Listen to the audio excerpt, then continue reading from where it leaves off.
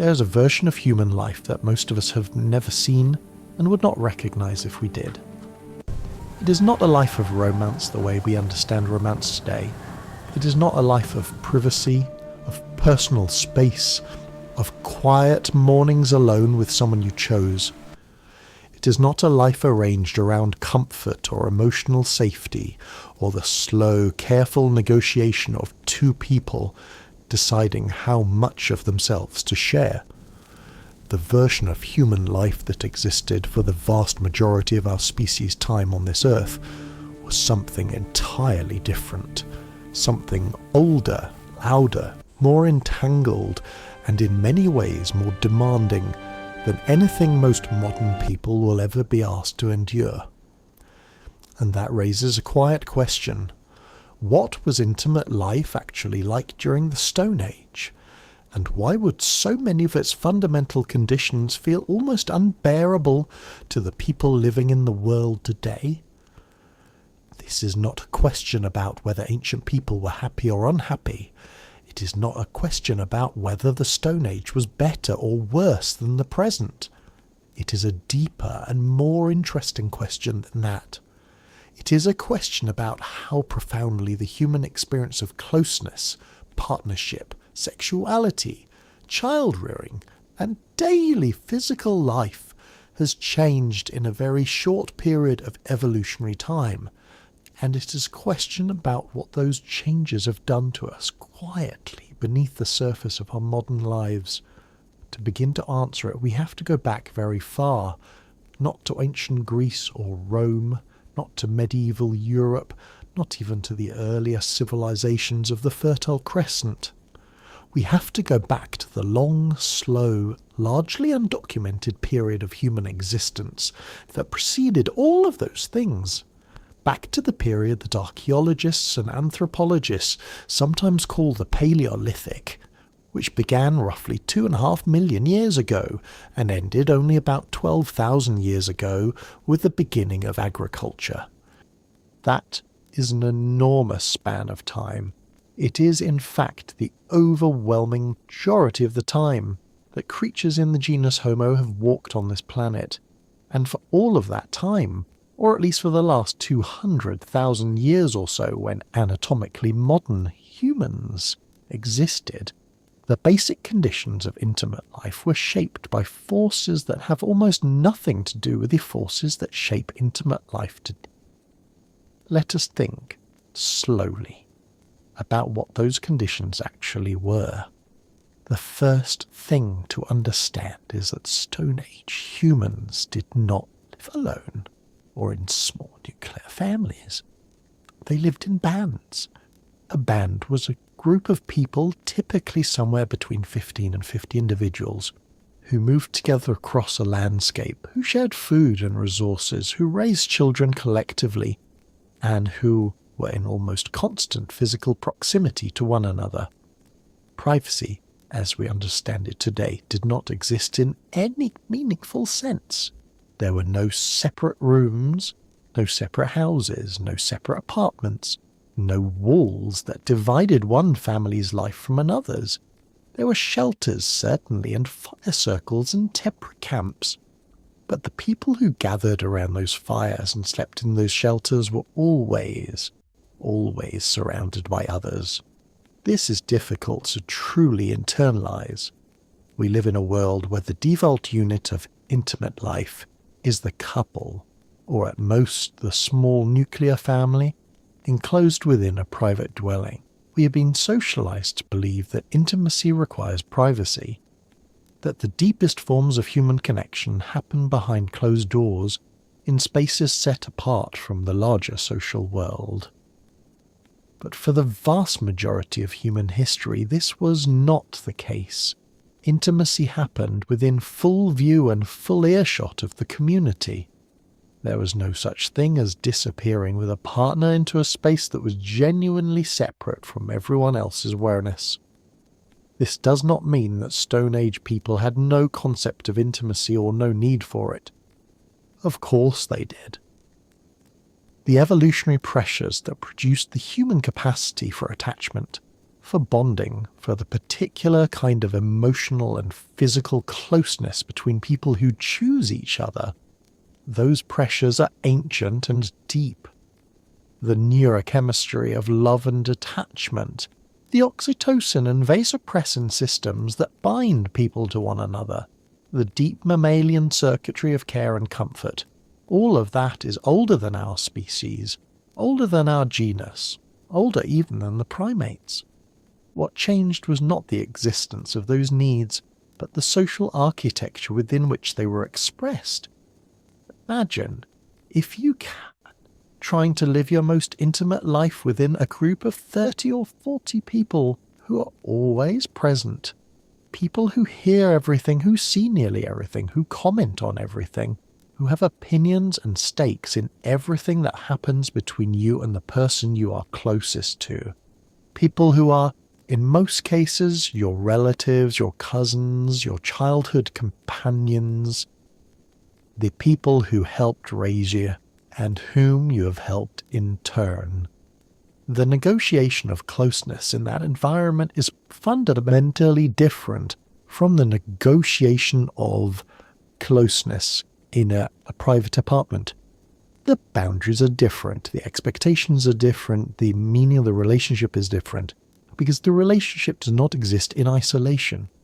It exists within and is partly constituted by the web of the entire group. Modern people, by and large, find this concept deeply uncomfortable when they really sit with it. We're accustomed to the idea that our most intimate relationships are ours alone, that what happens between partners is private, that the community has no standard to comment or interfere. But this is a historically unusual arrangement. For most of human history, the community had a great deal of standing. The health of a pair bond affected everyone, because in a small band of hunter-gatherers, every relationship was also an economic relationship, a caregiving relationship, a survival relationship. Who was bonded to whom, who was cooperating with whom, who was in conflict with whom, these things mattered enormously to everyone in the group, not just to the individuals involved. Consider also the question of sleep.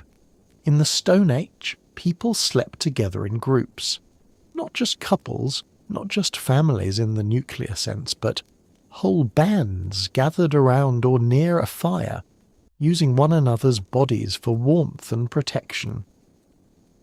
The idea of sleeping in a private room, alone, or with only one other person, is a very recent invention in the long story of our species.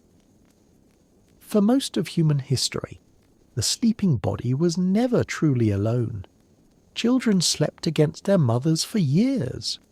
Adults slept entangled with others. The warmth of other bodies was not a luxury or an intimacy, reserved for special relationships. It was simply the baseline condition of night. What this means is that the transition to wakefulness and the transition to sleep both happened within a social context that modern people would find almost impossibly intimate and almost impossibly non-private at the same time. You fell asleep, breathing the breath of others. You woke to their movements and sounds. The slow dissolution of consciousness that happens in the moments before sleep, that vulnerable, unguarded state that many modern people associate with the deepest kind of closeness, happened not in private but in public, in the middle of the group. And this was normal.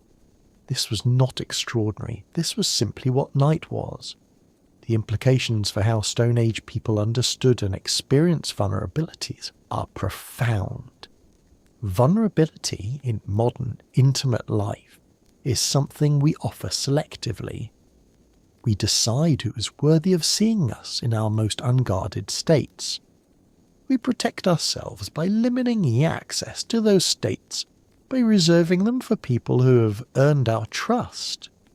But in a band society, this kind of selective vulnerability was simply not possible in the same way. Everyone saw you when you were afraid. Everyone heard you when you cried. everyone knew when you were ill or in pain or struggling. There was no concealing yourself from the group, because you were always within the group. In that environment, intimacy and vulnerability were not private acts of trust. They were simply the conditions of existence. This does not mean that Stone Age people did not have trust, or did not have special bonds with particular individuals. Of course they did. The attachment system that produces preferential bonds, the way that certain faces and voices become irreplaceable, the way that particular people become hope to us, that is deeply wired into the human animal and was certainly operating in Paleolithic bands just as it operates in us today. But the experience of that special bond was embedded in a much denser social web than anything most modern people have ever known. Now let us think about the physical conditions of intimate life more directly. The bodies of Stone Age people were different from our bodies in ways that matter for this conversation. Not dramatically different in terms of basic anatomy, since we're talking about anatomically modern humans who were, from a biological standpoint, identical to us, but different in terms of physical condition, physical capability, and physical experience of the world. Stone Age humans were, by any modern standard, extraordinarily fit. Not in the gym-sculpted sense of modern fitness culture, but in the deep, functional sense of bodies that had been shaped by a lifetime of constant movement. Walking was the primary mode of transportation, and estimates suggest that hunter-gatherers typically covered somewhere between 6 and 16 kilometers per day on average, with significant variation depending on season and circumstance. Some estimates place this even higher during periods of active migration or intensive hunting. This was not structured exercise. This was simply life. The body moved because survival required movement. The implications of this for intimate life are not trivial. A body that walks many kilometers every day, that carries things, that climbs, that runs occasionally, that squats and bends and reaches as part of its daily routine, is a fundamentally different body from one that sits at a desk for 8 or more hours and then drives home in a car. The cardiovascular system is different. The musculature is different. The hormonal environment is different. The sleep patterns are different. The energy levels across the course of the day are different. And all of these things affect the experience of physical intimacy in ways that are both obvious and subtle. There is also the question of pain and physical hardship.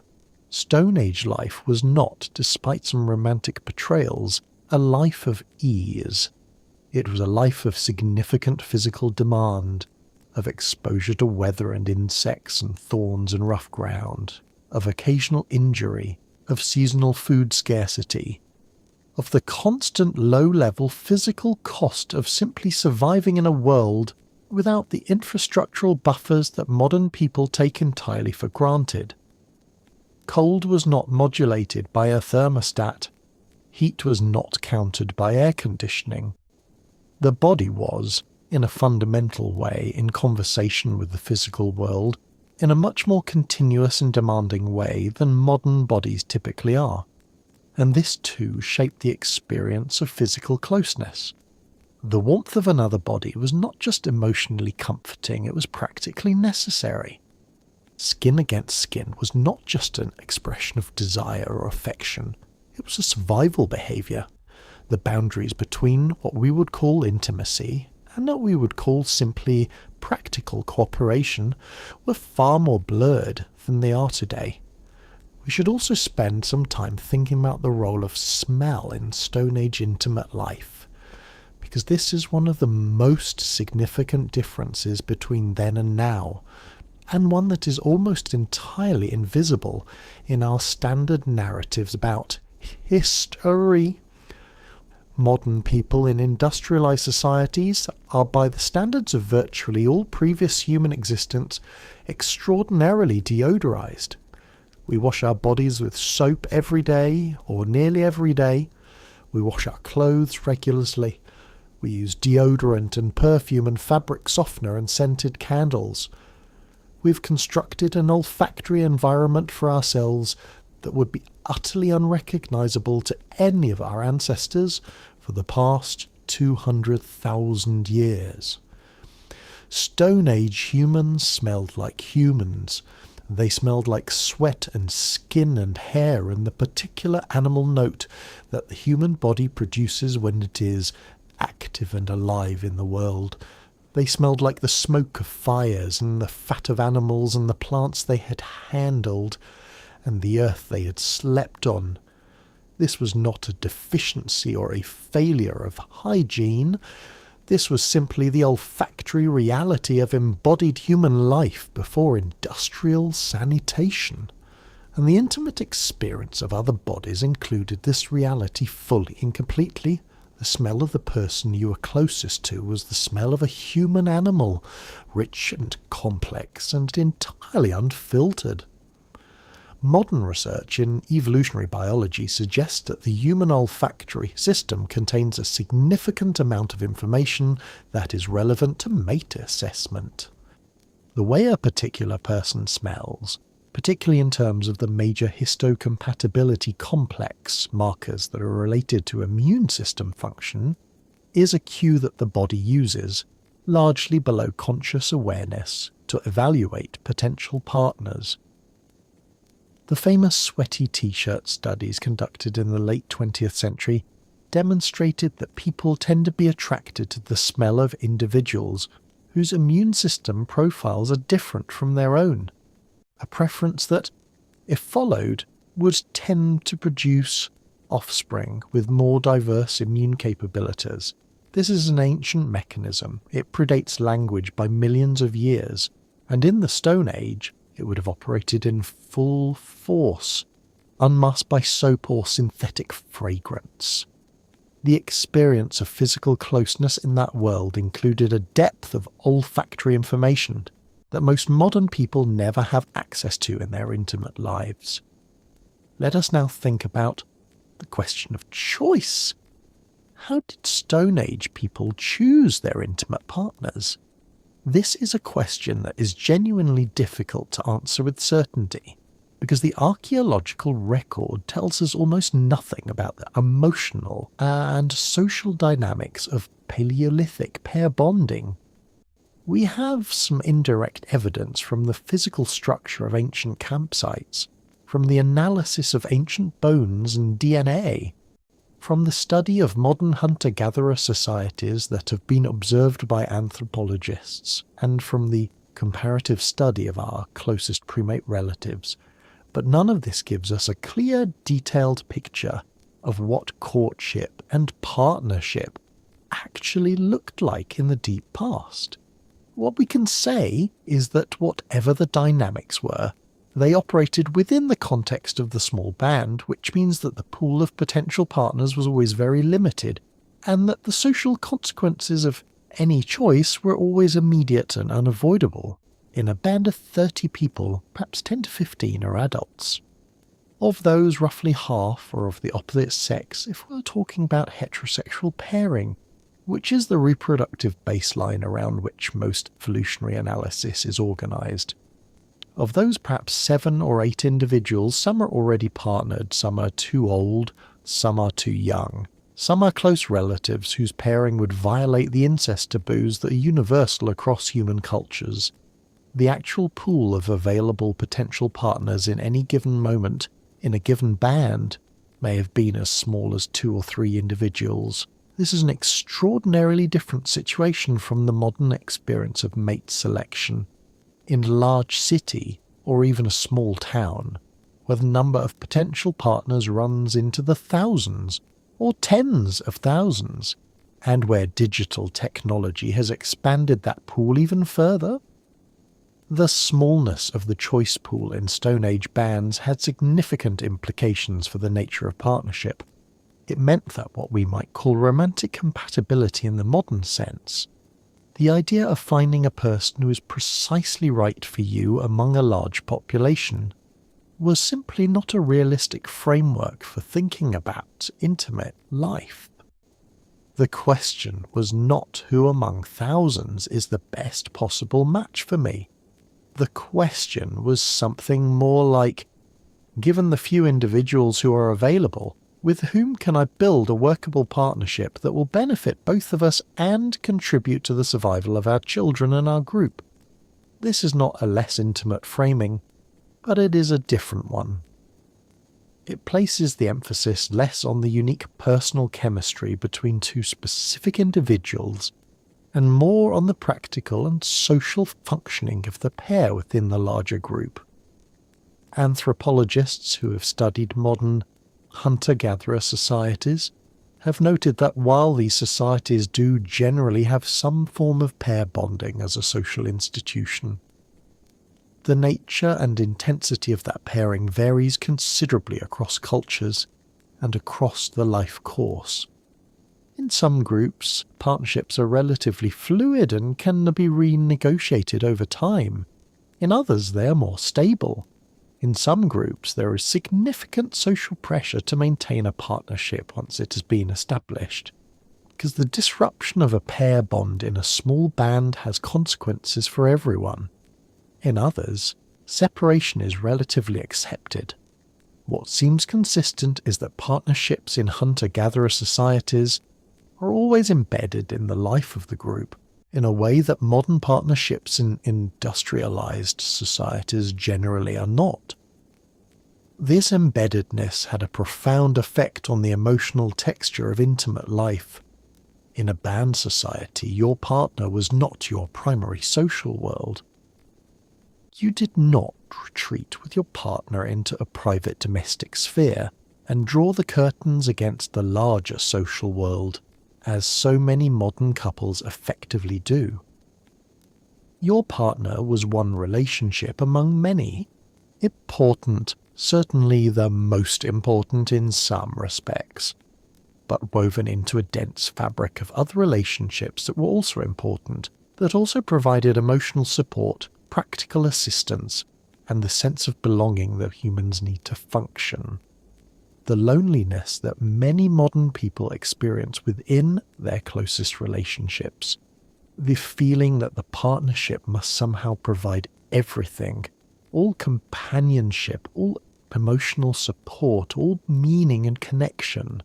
This feeling would have been impossible in a band society, not because partnerships were more satisfying, but because the weight was distributed across the whole group.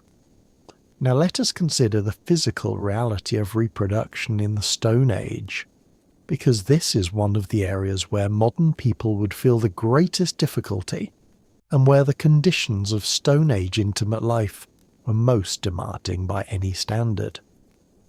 Women in Stone Age societies had no access to reliable contraception. This is obvious, but worth sitting with. The result was that sexually active women who did not practice continuous lactation or other methods that have some effect on fertility were, by the biological baseline, pregnant or nursing for much of their reproductive years. The average interbirth interval in modern hunter-gatherer societies that have been studied is somewhere between 3 and 4 years, which is considerably longer than the biological minimum, thanks largely to the suppressive effect of prolonged breastfeeding on ovulation. But even with these natural spacing mechanisms, a woman living to 40 who was partnered from her mid-teens might expect to have somewhere between 5 and 8 pregnancies, with significant mortality risk at each one. Childbirth in the Stone Age was dangerous. Not uniformly lethal, not the nightmarish ordeal that some accounts suggest, but genuinely risky in a way that is very different from the experience of childbirth in modern medical settings. Without surgical intervention, without blood transfusions, without antibiotics to address infection, without the ability to safely manage a prolonged or obstructed labour, A significant fraction of births ended in the death of the mother, the infant, or both. The exact rates are difficult to estimate from the archaeological record, but comparative data from historical populations without medical intervention suggest maternal mortality rates in the range of 1 to 2% per birth, which sounds small but accumulates significantly over 5 or 8 births across a woman's reproductive life. For a woman living in a Stone Age band, this reality was not abstract. She knew women who had died in childbirth. She may have lost sisters or cousins or close friends to it. The physical experience of pregnancy and birth happened in full view of the group, attended by the older women of the band who had expertise and experience, attended perhaps by a partner, certainly attended by the sounds and proximity of this larger community. There was no hospital, no isolation room, no private space to which the labouring woman was taken away from daily life. Childbirth happened in the midst of things, as did everything else. The raising of children in this environment was fundamentally collective. The concept of the mother as the primary and essentially exclusive caregiver of a young child is a relatively modern one, driven in large part by the isolation of the nuclear family in industrial and post-industrial societies. In hunter-gatherer bands, infants and young children were held, carried, fed, and soothed by multiple adults and older children in the group. Grandmothers played an especially important role, and there is an influential theory in evolutionary anthropology called the grandmother hypothesis, which argues that the unusual longevity of human females past reproductive age, a trait that is rare among mammals, evolved precisely because post-reproductive women were essential to the survival of their grandchildren and therefore to the reproductive success of their daughters. The grandmother was not a peripheral figure in Stone Age family life. She was, from an evolutionary standpoint, a central one. This collective approach to childcare had implications for the intimate partnership between parents.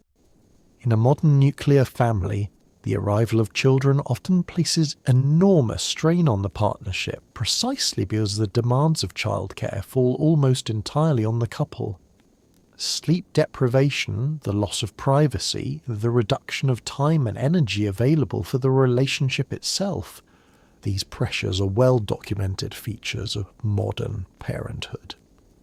In a band society, these pressures were distributed differently. The nursing mother still bore the primary biological burden of infant feeding, but the carrying, the soothing, the watching over, the constant attentiveness that an infant requires, these could be and were shared across the group in ways that modern parents generally cannot access. Let us think now about jealousy, because jealousy is one of the most powerful and most disruptive forces in intimate life, and the conditions of Stone Age life would have activated it in ways that are both more constant and more complex than most modern people experience. Jealousy is an evolved response. It is not a cultural invention or a sign of weakness or a failure of personal development. It's a functional emotion that, in the environment in which it evolved, served to protect valuable reproductive partnerships from disruption. The experience of jealousy involves a complex cluster of cognitive and emotional processes, the monitoring of a partner's attention and behaviour, heightened sensitivity to cues of potential interest in or from outside parties, the motivation to take action to preserve the partnership, and the profound discomfort of perceiving a threat to it. All of these processes are ancient and deeply wired. In a band of 30 or 40 people living in constant close proximity, with relatively few potential partners available, and with the stakes of partnership disruption being very high, for everyone including children and the wider group, The conditions for triggering jealousy were ever present. Every interaction between your partner and other members of the band was visible. Every look, every conversation, every moment of physical contact or close physical proximity happened within your potential field of awareness.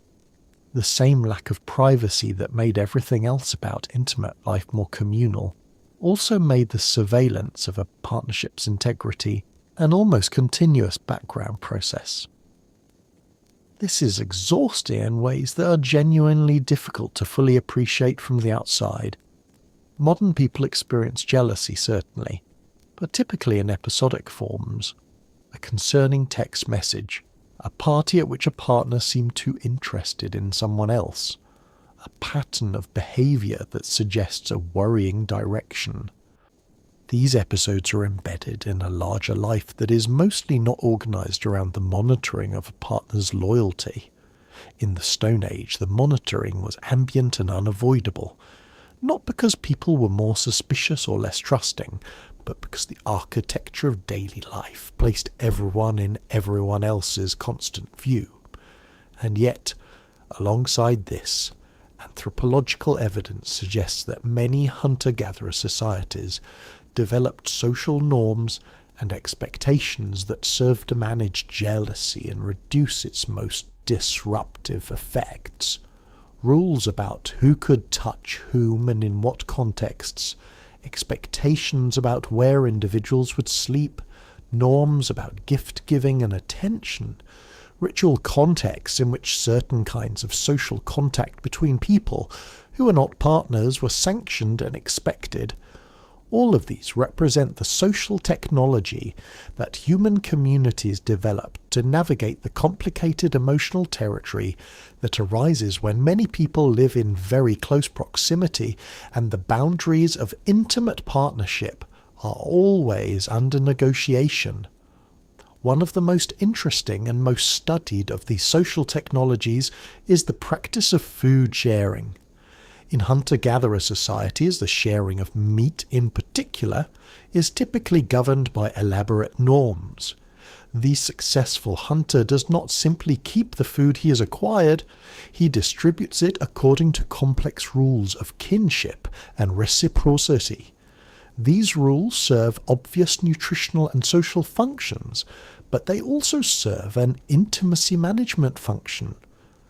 The giving of food, particularly of valued food like protein-rich meat, is a form of social bonding. It creates obligation and reciprocity. It is in many cultures also a form of courtship. Understanding who is giving food to whom, and in what quantities and under what circumstances, is one of the ways that band community monitors and manages the intimate landscape of the group. There's something poignant about this when you think about it carefully. The gift of food, which in its most basic form is simply an act of survival-oriented cooperation, carries within it all of the weight and complexity of human desire and attachment. The hunter who gives the best portion of meat to a particular woman, the woman who accepts it or declines it, the watching eyes of the band who read meaning into every exchange. This is intimate life in the Stone Age. Not candles and wine and carefully chosen words, but meat and fire and the silent, constant observation of the group. Now let us turn to the question of conflict.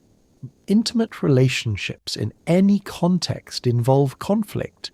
Two people with different needs, different fears, different histories, different ways of reading the world, pressed into close partnership, will inevitably encounter friction.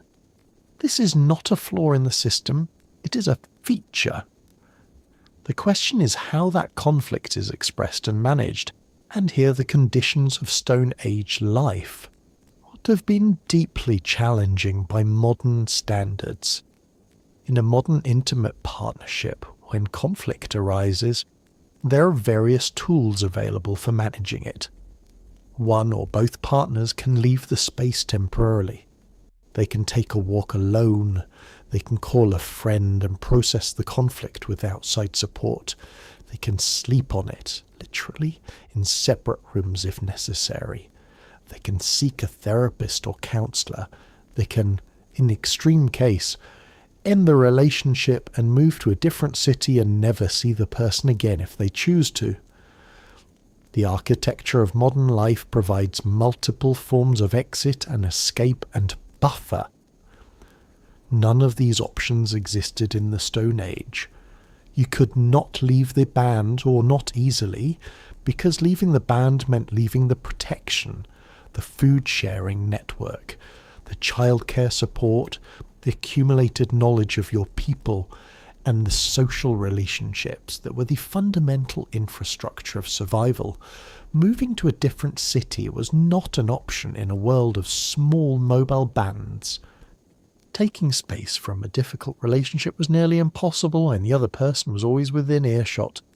Seeking outside perspective from a trusted friend was possible, certainly, but that friend was also a member of the same band, with their own stakes in the dynamics between you and your partner, their own alliances and loyalties, their own interest in the outcome. Conflict in a Stone Age band was therefore managed primarily through direct social means, through the intervention of other group members, through the pressure of community norms, through the resolution mechanisms that the group had developed over generations for managing interpersonal friction. The community was, in a real sense, the therapist. The elders of the band, who had lived through more cycles of conflict and resolution than the younger members, carried knowledge about how to manage difficult situations, how to de-escalate tensions, how to negotiate compromises that everyone could live with.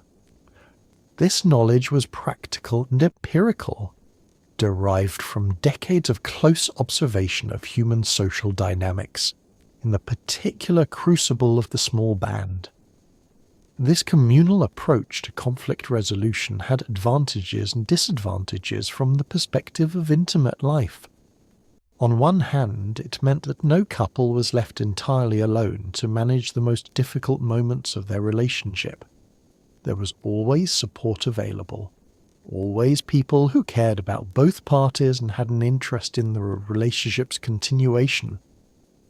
On the other hand, it meant that the most private struggles of intimate life were never entirely private. The community knew when things were difficult. The community had opinions. The community exerted pressure. And the resolution that was reached was never simply between the two people involved. It was a communal resolution shaped by the larger social context in which the relationship was embedded. There is also the question of violence in intimate relationships, a subject that is uncomfortable but necessary to address, honestly, if we want to understand the full picture of Stone Age intimate life. The archaeological evidence for interpersonal violence in the Paleolithic is not trivial. Analysis of ancient skeletal remains reveals evidence of injuries consistent with violence, blunt force trauma to skulls, healed fractures in patterns that suggest repeated injury, wounds from projectile weapons. Violence was a real feature of Stone Age life, and it would be naive and historically inaccurate to suggest that intimate partner violence did not exist in Stone Age communities. What the anthropological evidence from modern hunter-gatherer societies suggests is that the picture is complex. On one hand, the embeddedness of the couple within the group provided some protection against the most extreme forms of intimate partner violence. An abusive partner was not invisible to the community. His or her behaviour was observed. Other members of the group could and did intervene. A woman who was being abused had access to support from other women in the band, from her brothers and male relatives, from older members of the group who had moral authority. The privacy that in modern settings can allow intimate partner violence to continue unseen was simply not available in the same way. On the other hand, in a small band where everyone is known, and where relationships of kinship and alliance are dense and overlapping, the dynamics of loyalty and obligation could work against the victim as well as for her. A woman's brothers might feel conflicted between their loyalty to her and their alliance with her husband's family. The community's interest in the stability of the pair bond might lead to pressure on the victim to endure rather than disrupt. The social costs of serious conflict within the band were real and could fall on everyone, which created a complex set of incentives around the management of intimate violence. Let's now think about something that is rarely discussed in standard accounts of Stone Age life, but is essential for understanding the intimate experience of that world: the role of illness and physical disability in intimate partnerships. Stone Age people got sick, they were injured, they experienced chronic pain. They developed conditions that in modern medical settings would be treated, but in the Paleolithic could only be managed or endured. Dental decay, which was less common in hunter-gatherer populations than in post-agricultural ones, but certainly existed, caused chronic pain. They were a constant background feature of daily life for many adults. Joint injuries, which healed incompletely without modern orthopedic care, left lasting limitations. Parasitic infections, respiratory illnesses, wounds that healed but left scarring, and functional loss. All of these were features of the Stone Age body that shaped the experience of physical intimacy. To be intimate with a person in this context was to be intimate with a body that bore the full marks of its physical history in the world. There was no idealized physical perfection to aspire to or to expect. Bodies were functional, or they were not. They carried stories of survival and difficulty. The person lying next to you in the dark, warming you against the night cold, was a person whose body told the truth about the life it had lived, and the intimacy between bodies in that context was not the aspirational, aestheticized intimacy of modern imagery. It was something more earthy and more honest and more fundamentally about the reality of two living animals finding warmth and comfort and safety in each other. This is perhaps one of the most important things to understand about Stone Age intimate life: the extent to which it was grounded in the body's actual physical reality rather than in an idealized or mediated version of the body. Modern intimate life is saturated with idealized images of bodies, with expectations about physical appearance that are derived not from the actual diversity of human forms, but from the narrow and heavily curated images that media and advertising produce. Stone Age people were also certainly influenced by ideas of attractiveness, by preferences shaped by evolutionary pressures related to health and reproductive fitness. The evidence from anthropological research on universals of physical attractiveness suggests that some preferences for symmetry, for signs of health, for certain indicators of youth and vigour, are cross-cultural and deep. But these preferences operated in a world without mirrors, without images of idealized bodies on every surface, without the constant comparison of one's actual body with an artificial standard. The bodies that Stone Age people desired and were desired by were real bodies, present bodies, smelling and breathing and moving bodies, with all the particularity of real physical existence. This is a different intimate landscape from the one most modern people inhabit. Not necessarily a better or worse one, but different in ways that matter. Now we arrive at a topic that is both fascinating and somewhat uncomfortable for modern sensibilities, and that is the question of how Stone Age communities related to sexuality as a social phenomenon. Modern Western culture has a very particular relationship to sexuality. It is simultaneously everywhere in public culture, saturated through advertising and entertainment and social media, and also deeply private, supposed to happen behind closed doors, not discussed openly in most social contexts, surrounded by complex and often contradictory norms about what is appropriate to share and what is not. This was not the typical pattern in hunter-gatherer societies, in communities where people live in close physical proximity, where sleep happens communally, where there is little physical separation between the spaces of different social relationships. Sexuality is not a secret in the same way. Children in band societies have much more exposure to adult sexuality than children in modern nuclear families are assumed to have or to tolerate. This is not presented in anthropological literature as necessarily harmful, but as simply the natural consequence of the spatial arrangements of communal life. Adults in the band know who is sexually active with whom. The sounds and physical proximity of communal sleeping arrangements mean that the intimate lives of couples are not as acoustically private as modern people expect. This reality shaped the social norms around sexuality in profound ways.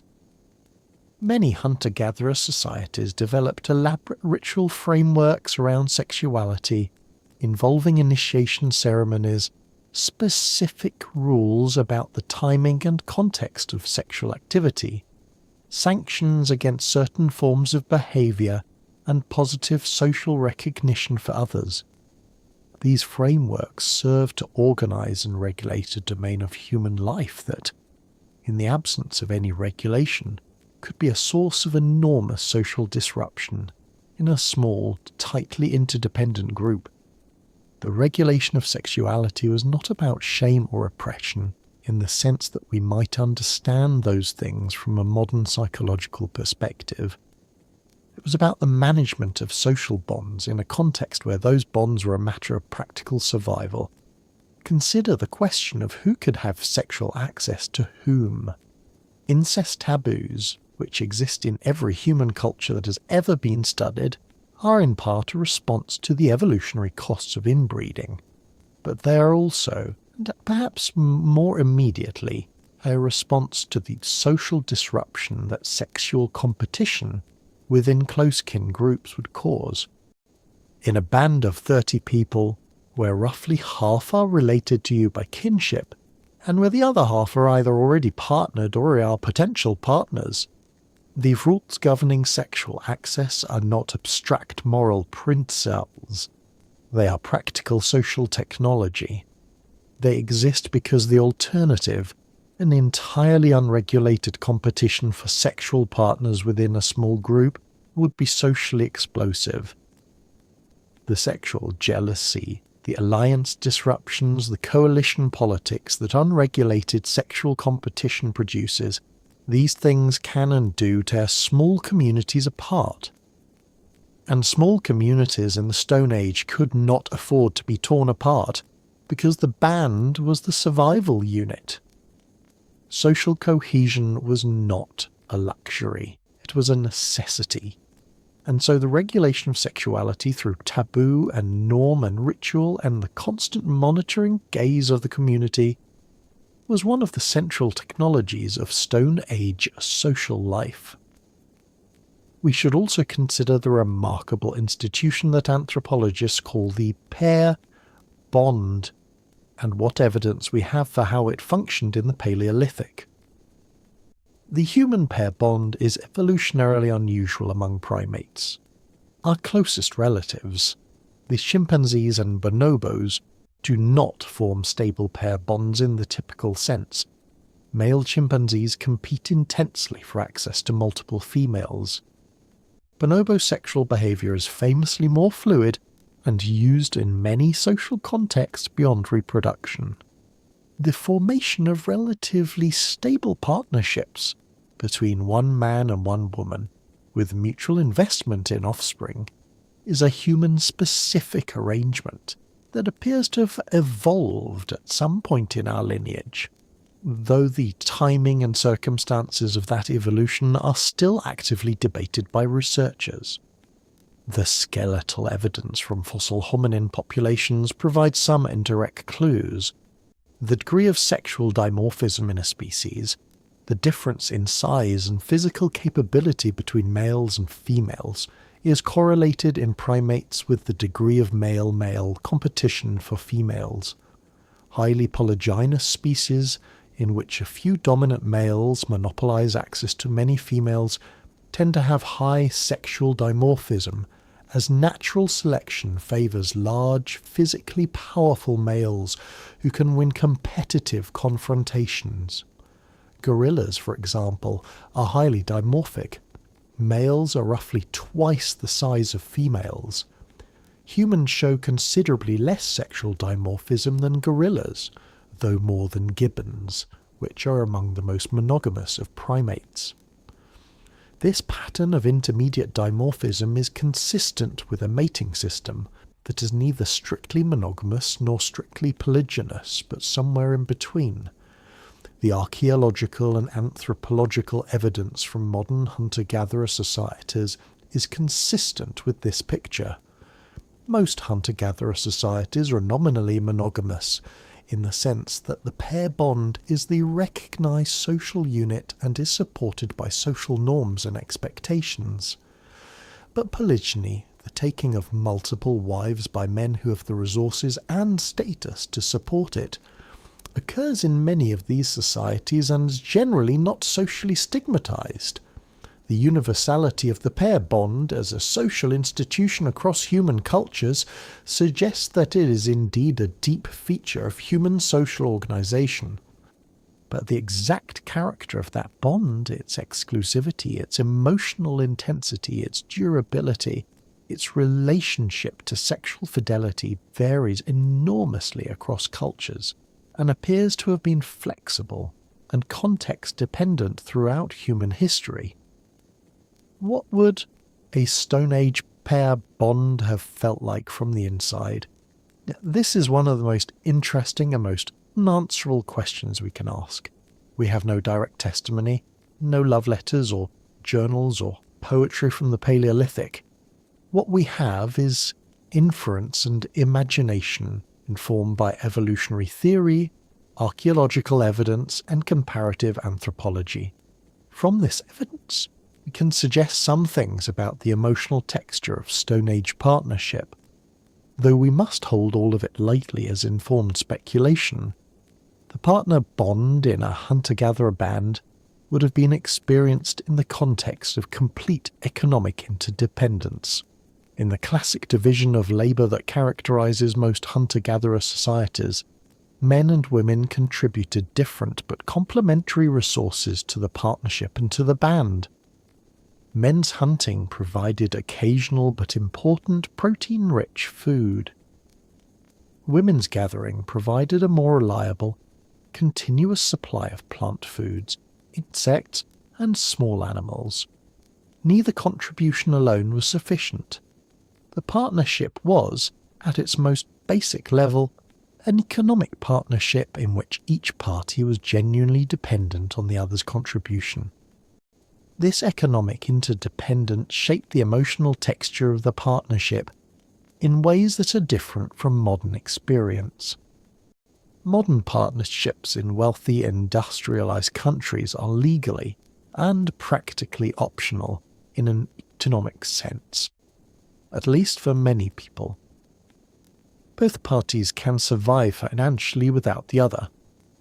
The choice to remain in a partnership is therefore understood as a choice made on the basis of emotional and relational factors rather than simple survival necessity. In the Stone Age, this was not quite the case.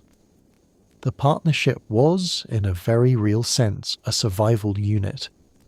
The emotional attachment between partners was therefore operating against a background of genuine mutual dependence that gave it a particular weight and gravity. At the same time, we should be careful not to reduce Stone Age partnership to mere economic calculation.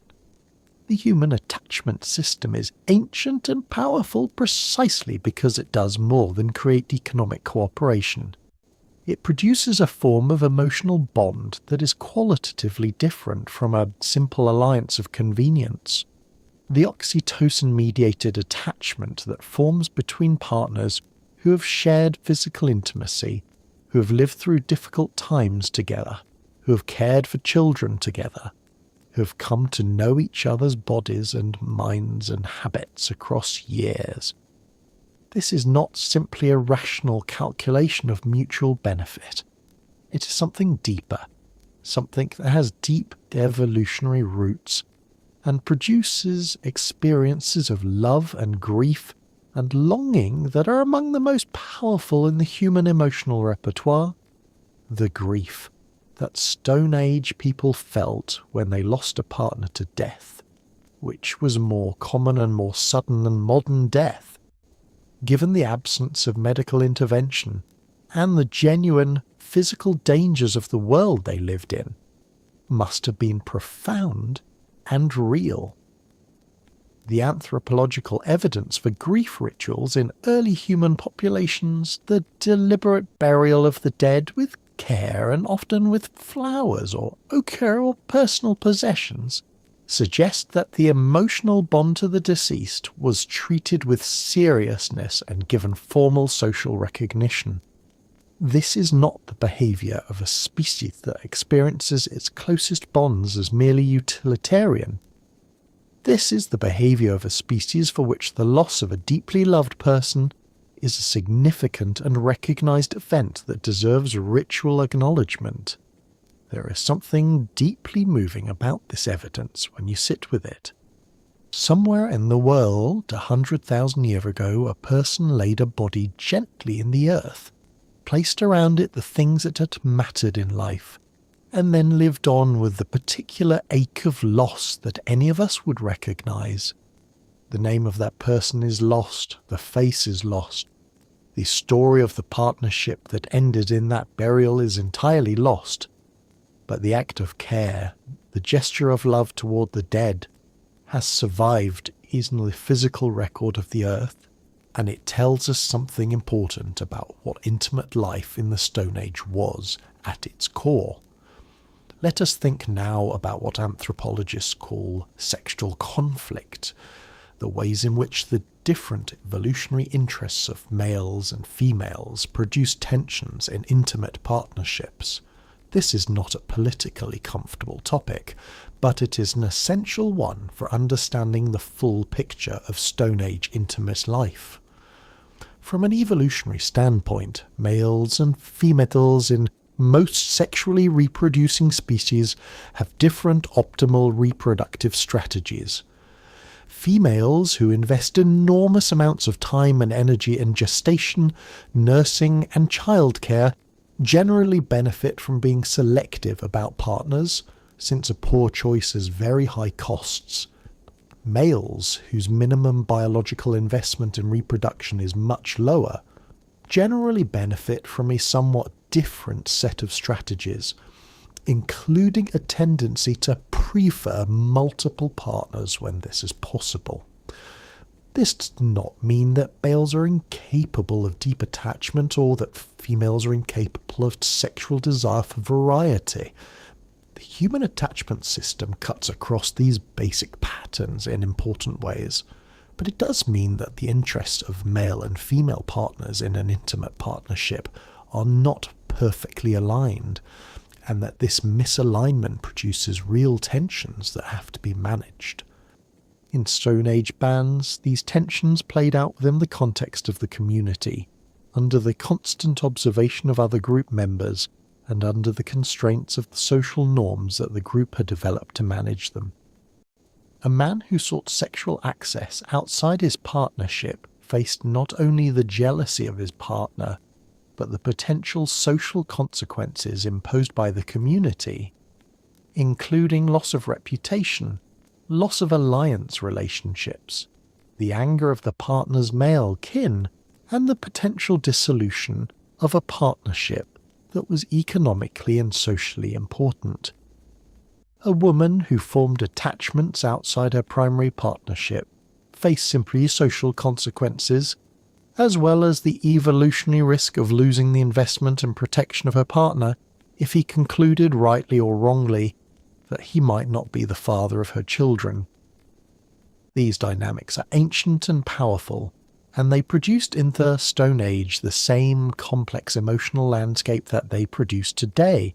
Jealousy, suspicion, desire, betrayal, the negotiation of competing loyalties, the management of attraction within the constraints of commitment. The content of the emotion is the same across millennia. What has changed is the social and physical architecture within which it is managed. One of the most significant differences between Stone Age intimate life and modern intimate life concerns what we might call the timeline of intimate development. Modern people in industrialized societies typically spend a significant period of their adult lives in a state of being single and searching for a partner, followed by a period of dating and evaluation, followed by a decision about long-term partnership that is understood as a freely chosen commitment made on the basis of personal compatibility and emotional connection. This timeline is historically unusual.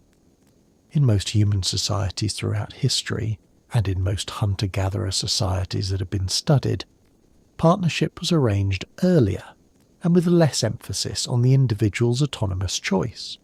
This does not mean that personal attraction and emotional connection were irrelevant in Stone Age partnership formation. The human attachment system, which produces the powerful preferential bonding of romantic love, is old enough that it was almost certainly operating in Paleolithic populations. Neurochemical state that we call being in love, with its characteristic narrowing of attention, its elevation of mood, its intrusive thoughts about the beloved, its heightened sexual desire, is not a cultural invention. It is a biological reality that produces behavioral patterns visible in virtually every human culture.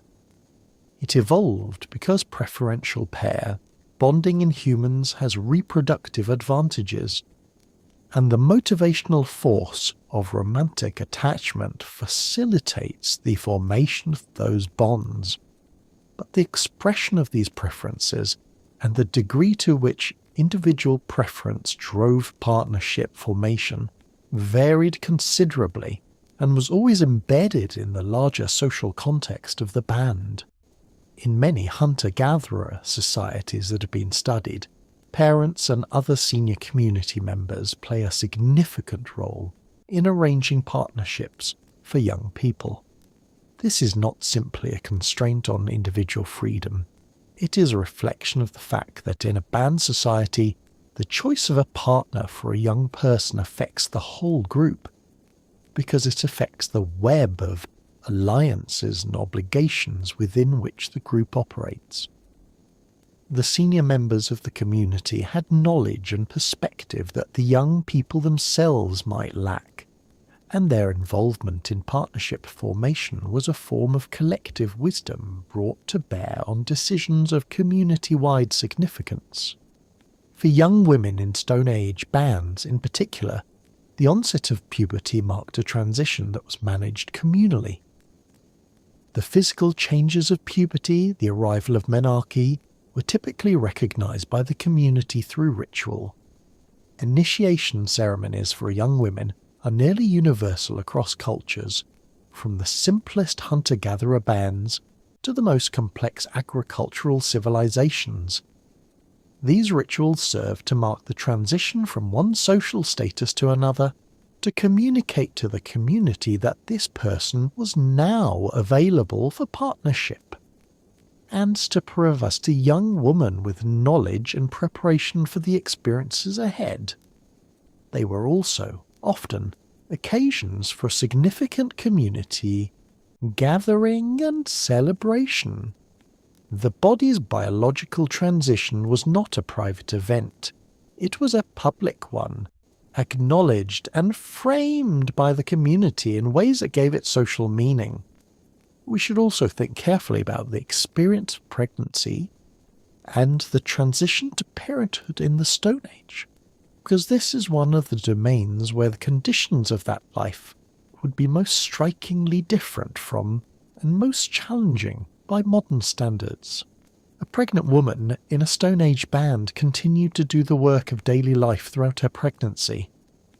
The gathering of plant foods, the processing of hides, the construction and deconstruction of temporary shelters, the care of existing children, the maintenance of the social relationships that kept the band functioning. None of this stopped because a woman was pregnant. The idea of pregnancy as a medical condition requiring rest and special management, while certainly not universal even in modern cultures, is a luxury of societies wealthy enough to afford it. In the Stone Age, pregnancy was part of the background of normal life, accommodated within the ongoing demands of survival as best as possible. The physical experience of this would have been, by modern standards, extremely demanding.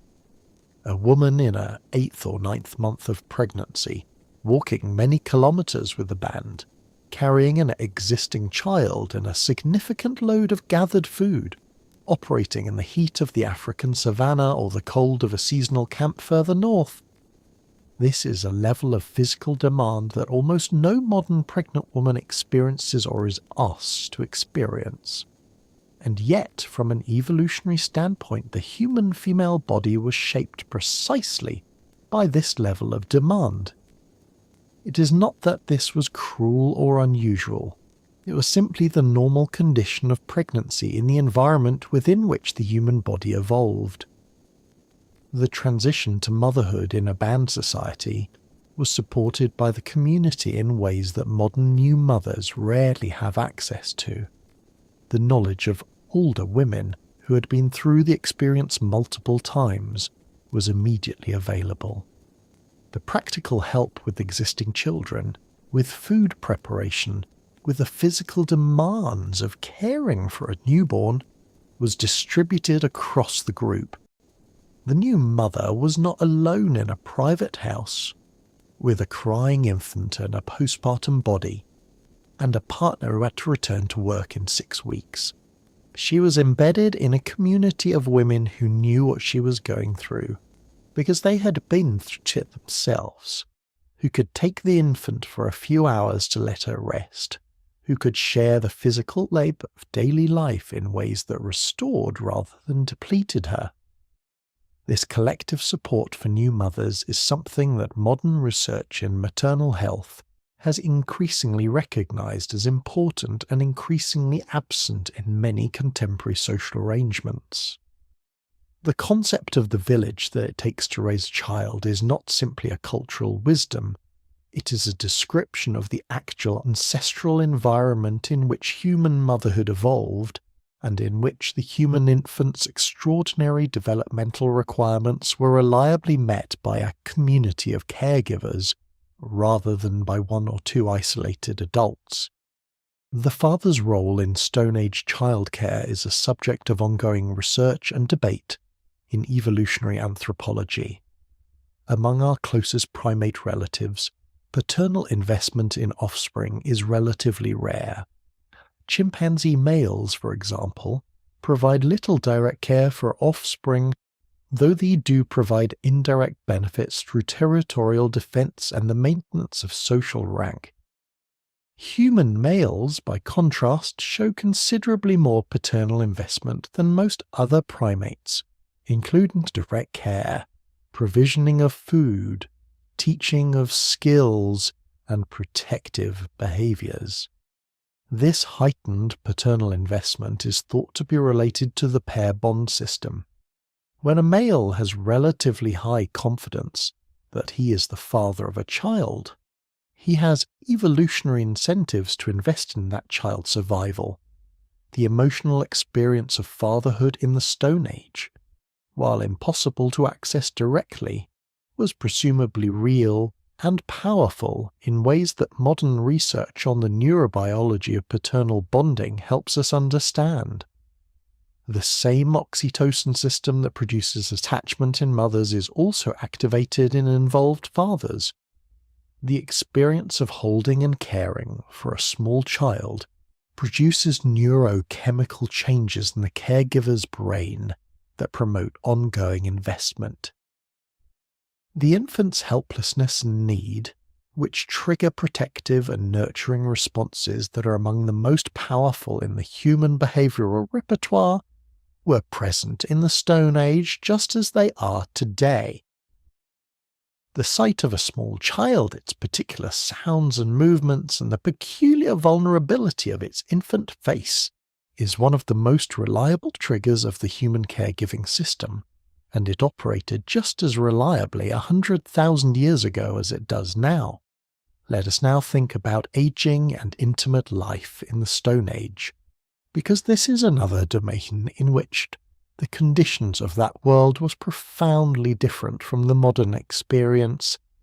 In a hunter-gatherer band, older people did not retire from intimate and social life. The concept of retirement, of a phase of life in which productive participation in the community's work is replaced by leisure, is a product of modern industrial economies. In a Stone Age band, older people continued to contribute to the life of the group for as long as they were physically capable, and their contribution was valued precisely because it was the contribution of accumulated experience. An older woman who had lived through many seasons, who had given birth multiple times, who had managed the social dynamics of the band across decades of change, who knew the territory and the plants and the patterns of weather and game. This woman was a resource of incalculable value to her group. Her knowledge was not recorded anywhere. It existed only in her mind and in the relationship she had built across a lifetime. When she died, it died with her unless she'd been able to transmit it to younger members of the community. The intimate life of older people in a band society was correspondingly embedded in the community, rather than in a private domestic arrangement. The idea of old age as a private familial experience managed within the nuclear family or in a separate institutional setting for the elderly is entirely foreign to the experience of hunter-gatherer aging. An old person in a band died as they had lived within the social world of their community. The transitions of age, the loss of physical capability, the increasing dependence on younger community members, the approach of death, all of these happened within full view of the people who had known the aging person across their entire life.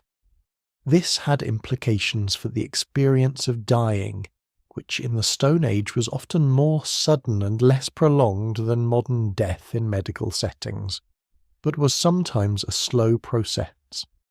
The dying person in a hunter-gatherer band was never alone in the modern sense of being isolated in a medical institution. They were surrounded by the people they had always been surrounded by, in a physical environment that was continuous with the environment they had lived in across their whole life. This is not necessarily a comfortable death by modern medical standards, but it is a death embedded in relationship and continuity in ways that modern dying in institutional settings often is not. The grief of losing a long-term partner in old age would have been, in the Stone Age as now, one of the most powerful experiences of human intimate life.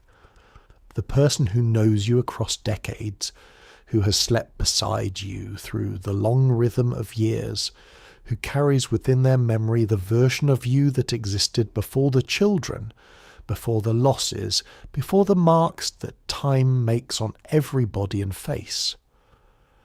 The loss of that person is the loss of something that cannot be replaced. And in the Stone Age, where the possibility of finding another long-term partner was limited by the small size of the band, the loss of a partner in old age was very likely a final loss. The widowed person continued to live within the community, continued to be supported and valued, but perhaps face the remaining years with a particular quality of solitude that is one of the more poignant features of a life lived in community. We have been moving through many dimensions of Stone Age intimate life, and it is worth pausing to take stock of what picture is emerging. It is a picture of a form of intimate life that is, in many respects, more demanding than modern intimate life, but also more supported, more public, less private, more embedded in the community, less autonomous, more physically immediate and earthy, less mediated and idealized, more subject to the direct pressures of survival, less buffered by the cushions of wealth and technology, more collective in its orientation toward childcare and emotional support, less isolated in the nuclear family unit. Would modern people be able to handle this? The prompt of our title suggests not, and there is something to this. Modern people have been shaped by a very different social environment. We have deep expectations of privacy in our intimate lives. We have developed psychological patterns of self-reliance and autonomy that are calibrated to lives lived in relative spatial isolation from others. We have formed our deepest attachments in dyadic or small family units, rather than in the larger social web of the band. We have been exposed to idealized images of intimacy that set standards for the experience that bear little relation to the physical reality of two human bodies in the world.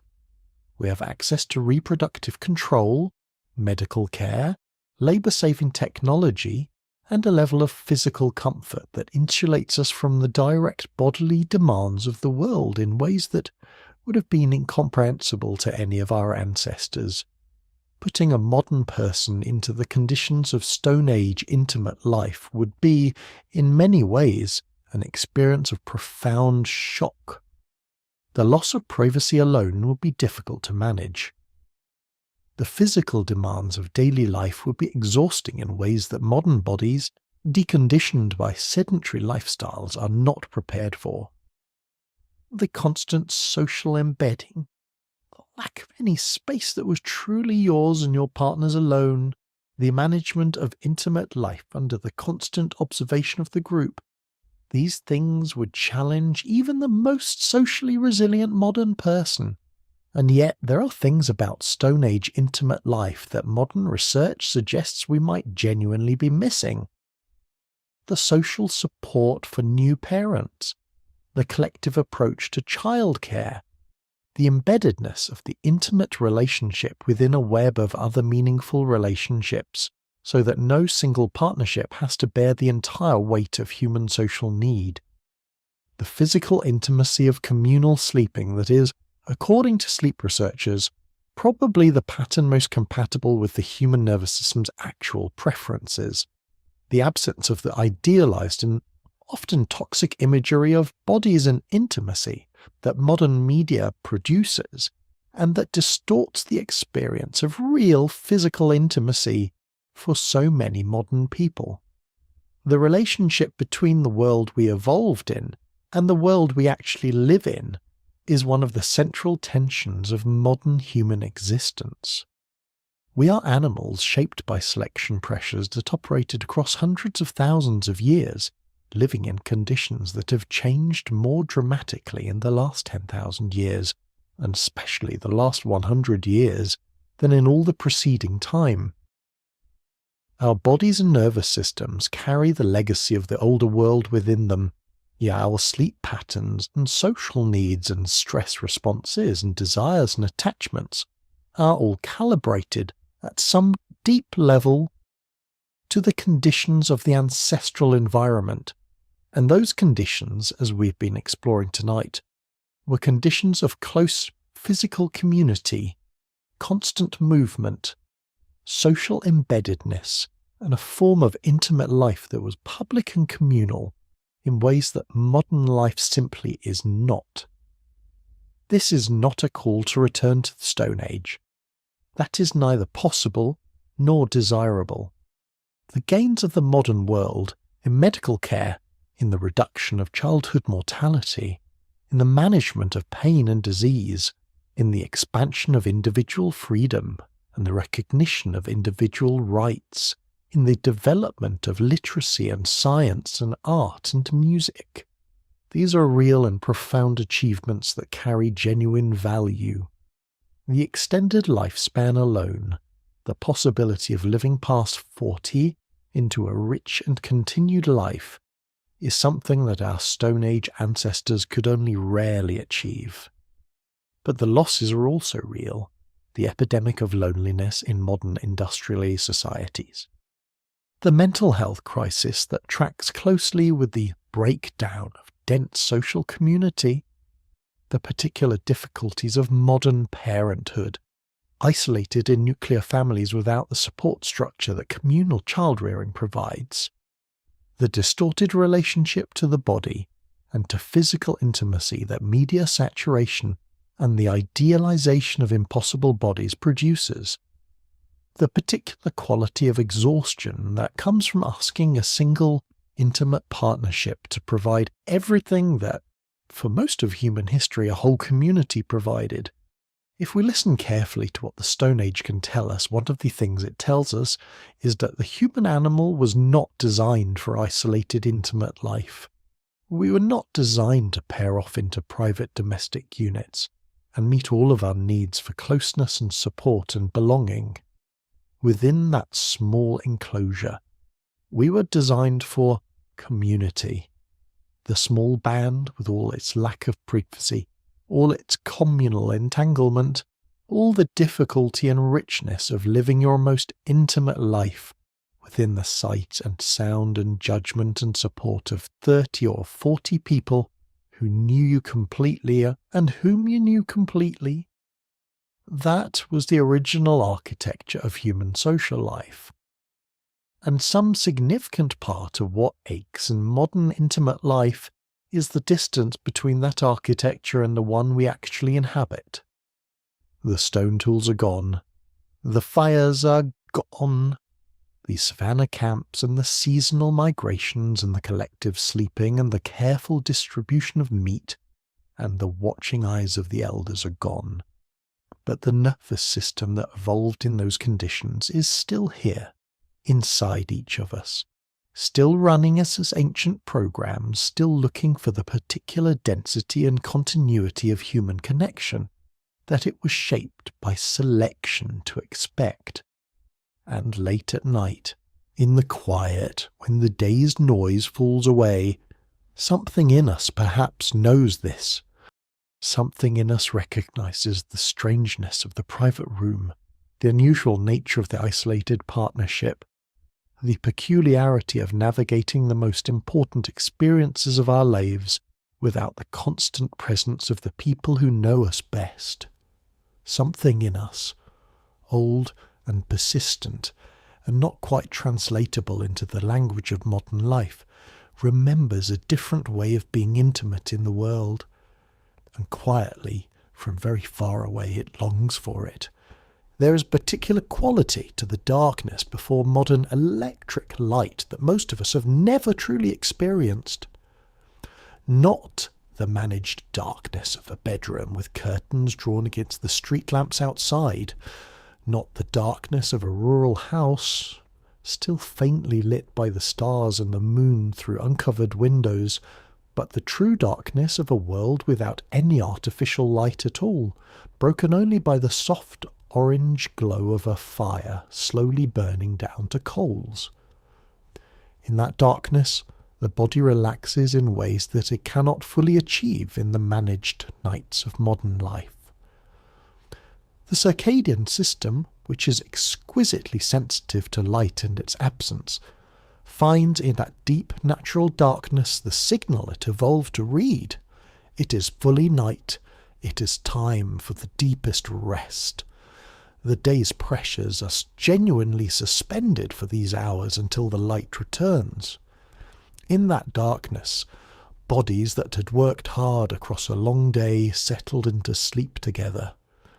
The warmth of other bodies was the only warmth available. The sounds of the fire and the breathing of the band and the distant sounds of the night world beyond the camp were the only sounds. And within that darkness and warmth and sound, the most intimate moments of partnership happened. The whispered conversation at the edge of sleep, the reaching for another body that had become as familiar as one's own, the particular quality of closeness that exists only in the shared vulnerability of the sleeping body.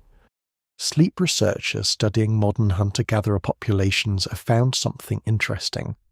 These populations do not sleep in the long consolidated block that modern people are told they should achieve. They sleep in a biphasic pattern, with a period of rest in the early night, a period of wakefulness in the middle of the night during which people talk and tend the fire and move around and sometimes engage in sexual activity, and then a second period of sleep in the later night leading into morning. This pattern is also documented in historical accounts of pre-industrial European sleep, where the first sleep and the second sleep were understood as distinct phases of the night, with the waking interval in between being a time for prayer, for conversation, for the quiet activities of the night. The idea that humans should sleep in one continuous 8-hour block is, it appears, a relatively recent expectation shaped by the artificial organisation of time that industrial society imposed on the natural rhythms of the body. The Stone Age night was not a continuous, unconscious block. It was a social time as well as a rest time, structured by the body's natural rhythms rather than by the clock. What does this mean for intimate life? It means that the middle of the night was, in the Stone Age, a kind of special social space. The fire burning low, the band mostly asleep, the dark world outside pressing in against the circle of warmth. In this space, conversations happened that were different from the conversations of the day. The intimacy of the night, the vulnerability of the half-waking body, the freedom from the full social observation of the day. These things created a quality of connection that is different from what is available in daylight. The couple who woke together in the middle of the night and lay talking in the dark, or simply lay in silence listening to the fire and the breathing of the sleeping band around them, were participating in something that the human nervous system is, it appears, actually structured to experience. The second sleep that follows this interval is different in quality from the first, richer in dream content, more restorative in certain dimensions of cognitive function. The waking interval itself, in the evidence from historical accounts, was often described as a time of unusual clarity and receptivity, when the ordinary defences of waking life were down, and the deeper currents of thought and feeling were more accessible. In the Stone Age, this experience was not private in the way the modern couple's middle-of-the-night conversation is private. Other members of the band were also awake during this interval, or might be. The fire needed tending. Someone always slept lightly and was aware of movements within the camp. But within this ambient social awareness, there were still the particular intimacies of two people who had chosen each other, oriented toward each other in the dark, sharing the particular quality of night mind that does not come in any other state. Let us think now about touch and what it meant in the Stone Age. The human skin is extraordinarily sensitive. It contains approximately 250 touch receptors per square centimetre, more in some areas than in others, and it feeds an enormous proportion of the brain's sensory processing capacity. Touch is, neurologically speaking, among the most important of the human senses, and its role in health and well-being is now well documented. Regular gentle touch reduces cortisol levels, activates the parasympathetic nervous system, stimulates the release of oxytocin, reduces the perception of pain, and supports immune function. Infants who receive insufficient touch fail to thrive even when their nutritional needs are met. Adults who live in conditions of touch deprivation show measurable increases in stress biomarkers and measurable decreases in immune competence. Stone Age humans were touched a great deal, not just in intimate partnerships, but throughout daily life. Bodies in physical proximity touch. Communal sleeping involves a near constant contact of skin and warmth. The carrying and nursing of infants involves hours of close physical contact every day. The mutual grooming behaviours that are so important in other primates, and that certainly had some analogue in human social life, the delousing and hair tending and physical attention to the bodies of others that served both hygienic and social bonding functions. These were regular features of daily life in the band. Modern people in industrialized societies are, by comparison, profoundly touch-deprived. The social norms of post-industrial culture restrict touch to specific sanctioned relationships and contexts. In many professional and public settings, touch between adults who are not intimately partnered is either prohibited or heavily restricted. Even within families and friendships, the casual, continuous physical contact that characterized ancestral life is largely absent. The result is that the primary source of meaningful touch for many modern adults is their intimate partner, which places another enormous burden on that relationship. The partner must provide not only emotional companionship and economic cooperation, but also the basic neurological nourishment of regular physical contact. In the Stone Age, this load was distributed across the entire community. You were touched by your children, by your sleeping companions, by the older women who tended wounds and helped with birth, by the casual physical contact of daily life in a group that spent most of its time in close physical proximity. That intimate partnership provided a particular quality of touch. Oh, yes, the touch of chosen closeness, of erotic contact, of the specific physical language that develops between two bodies that know each other well. But it was not the only source of physical contact. It existed within a richer sensory environment of human touch than most modern people ever experience. The implications of this for mental health are significant. Research on human loneliness and social isolation consistently identifies touch deprivation as one of the most physiologically damaging aspects of social isolation. The body reads the absence of touch as a signal of social exclusion, which in the ancestral environment was equivalent to a survival threat. The stress response that social isolation triggers is ancient and powerful, and it does not distinguish between the kind of social isolation that results from being alone in a modern city and the kind that results from being excluded from the band in the Paleolithic. The body reads both as the same kind of danger. This helps to explain the particular quality of pain that loneliness produces in modern people.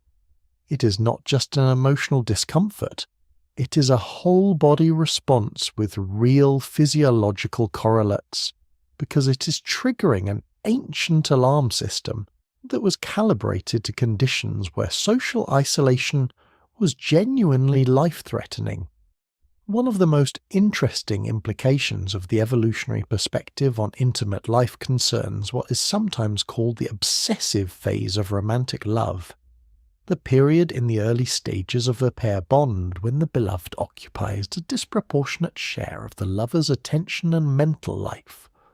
This state, which is recognizable in every culture that has been studied, and which is associated with the distinctive neurochemical profile, including elevated dopamine and norepinephrine and reduced serotonin, is sometimes described in modern discourse as though it were an irrational aberration from normal functioning, a temporary form of madness to be navigated carefully on the way to a more stable and rational state.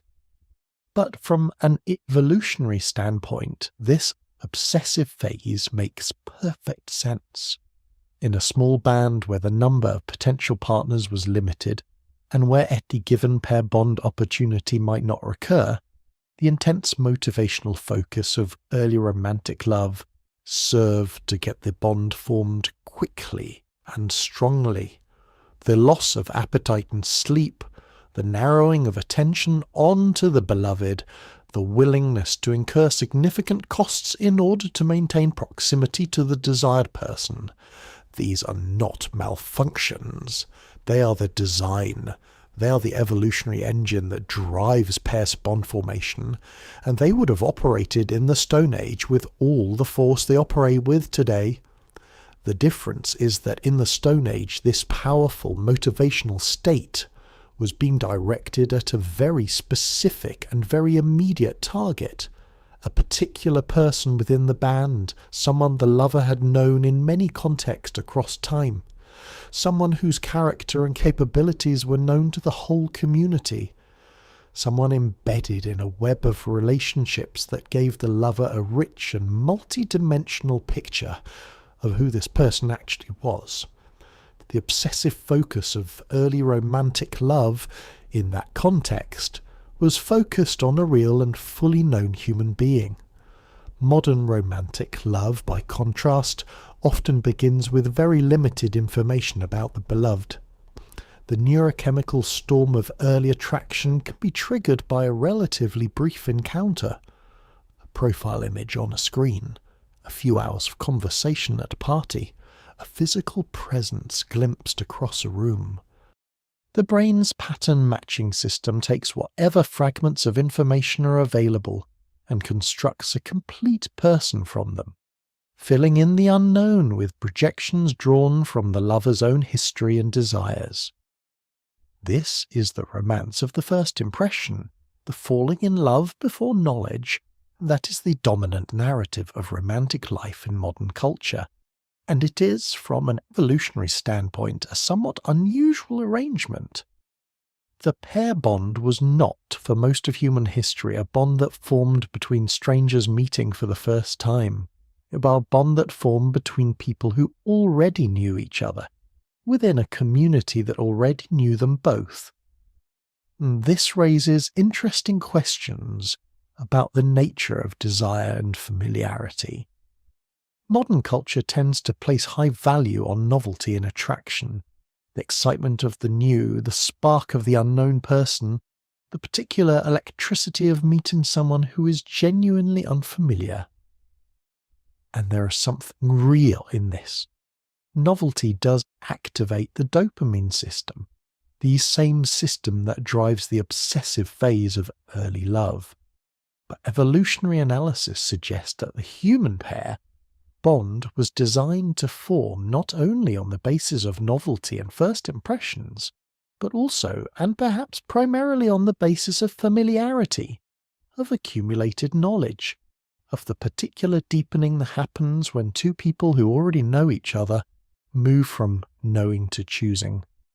The anthropological evidence from hunter-gatherer societies is that partnerships in these communities often form between people who have grown up in proximity, who have known each other since childhood, who have been observed and evaluated by the whole community across many years before any formal partnership is established.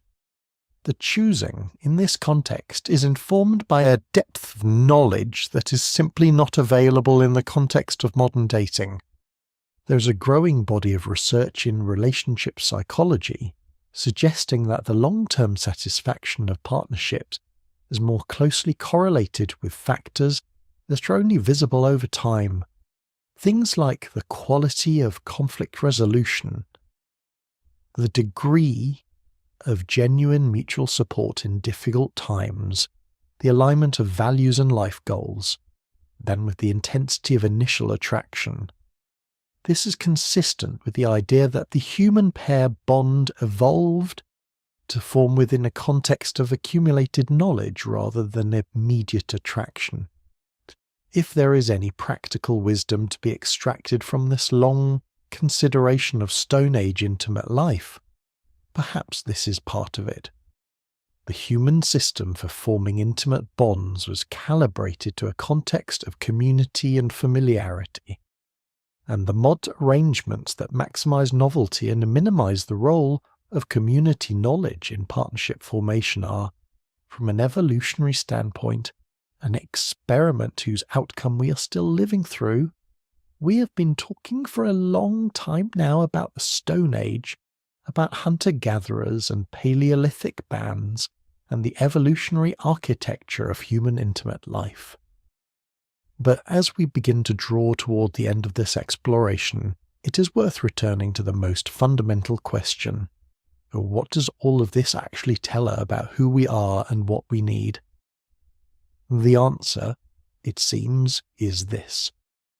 We are animals who evolved in and for community, not the thin, optional, digitally mediated community of modern life, but the deep, continuous, physically present community of the band.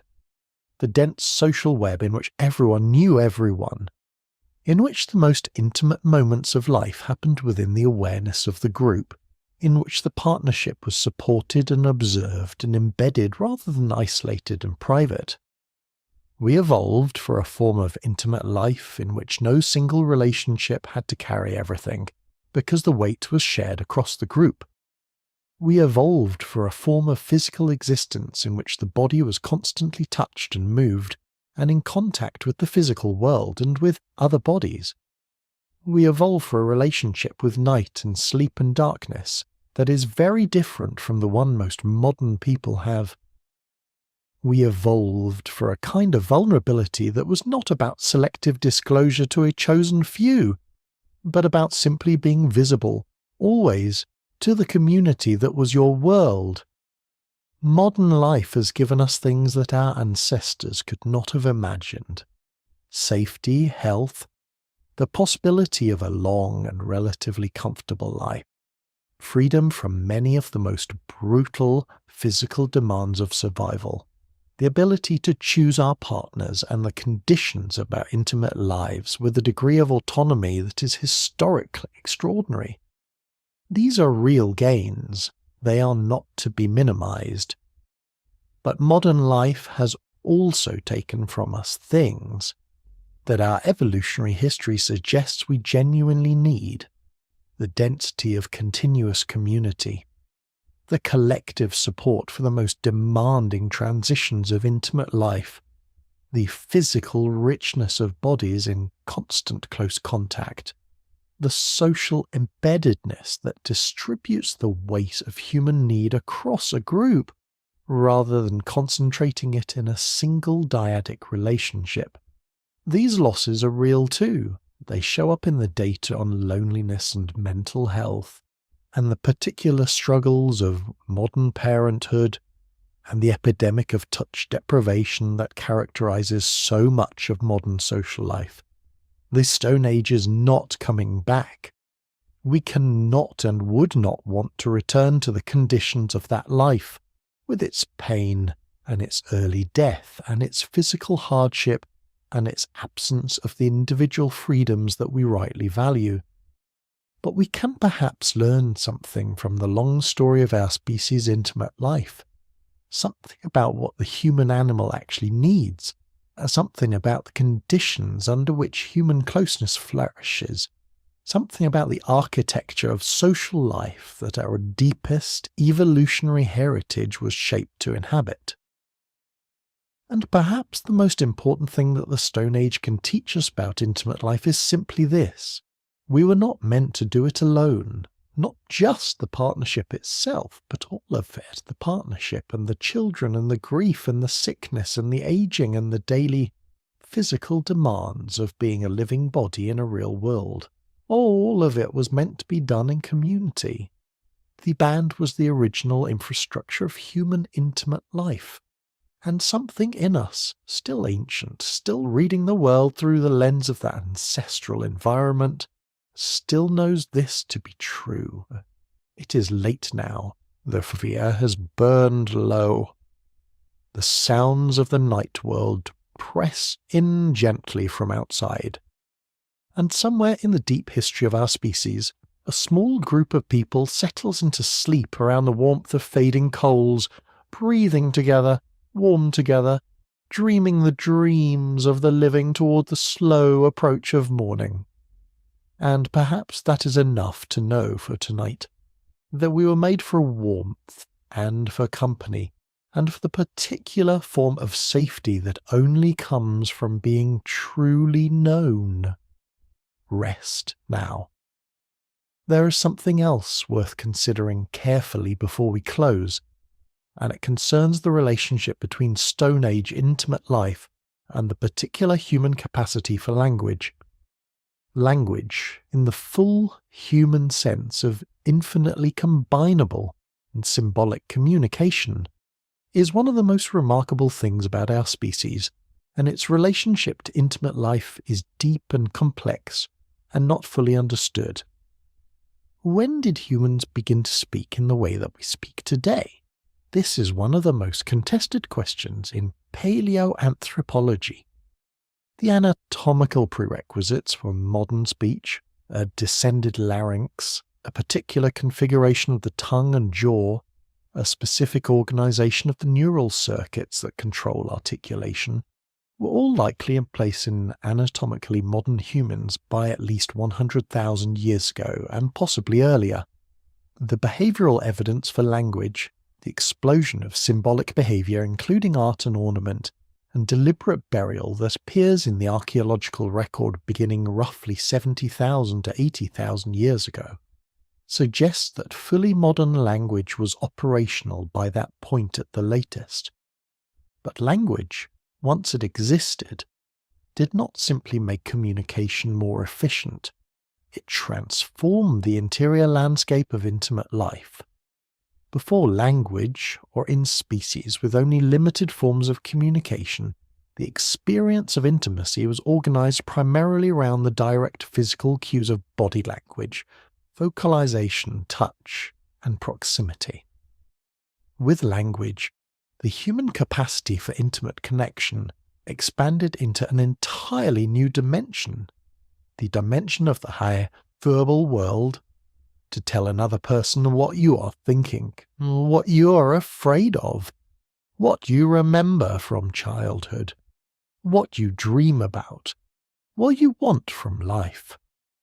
This is an act of intimacy that is only possible through language, and it is an act that creates a form of connection that is different in kind from anything available without it.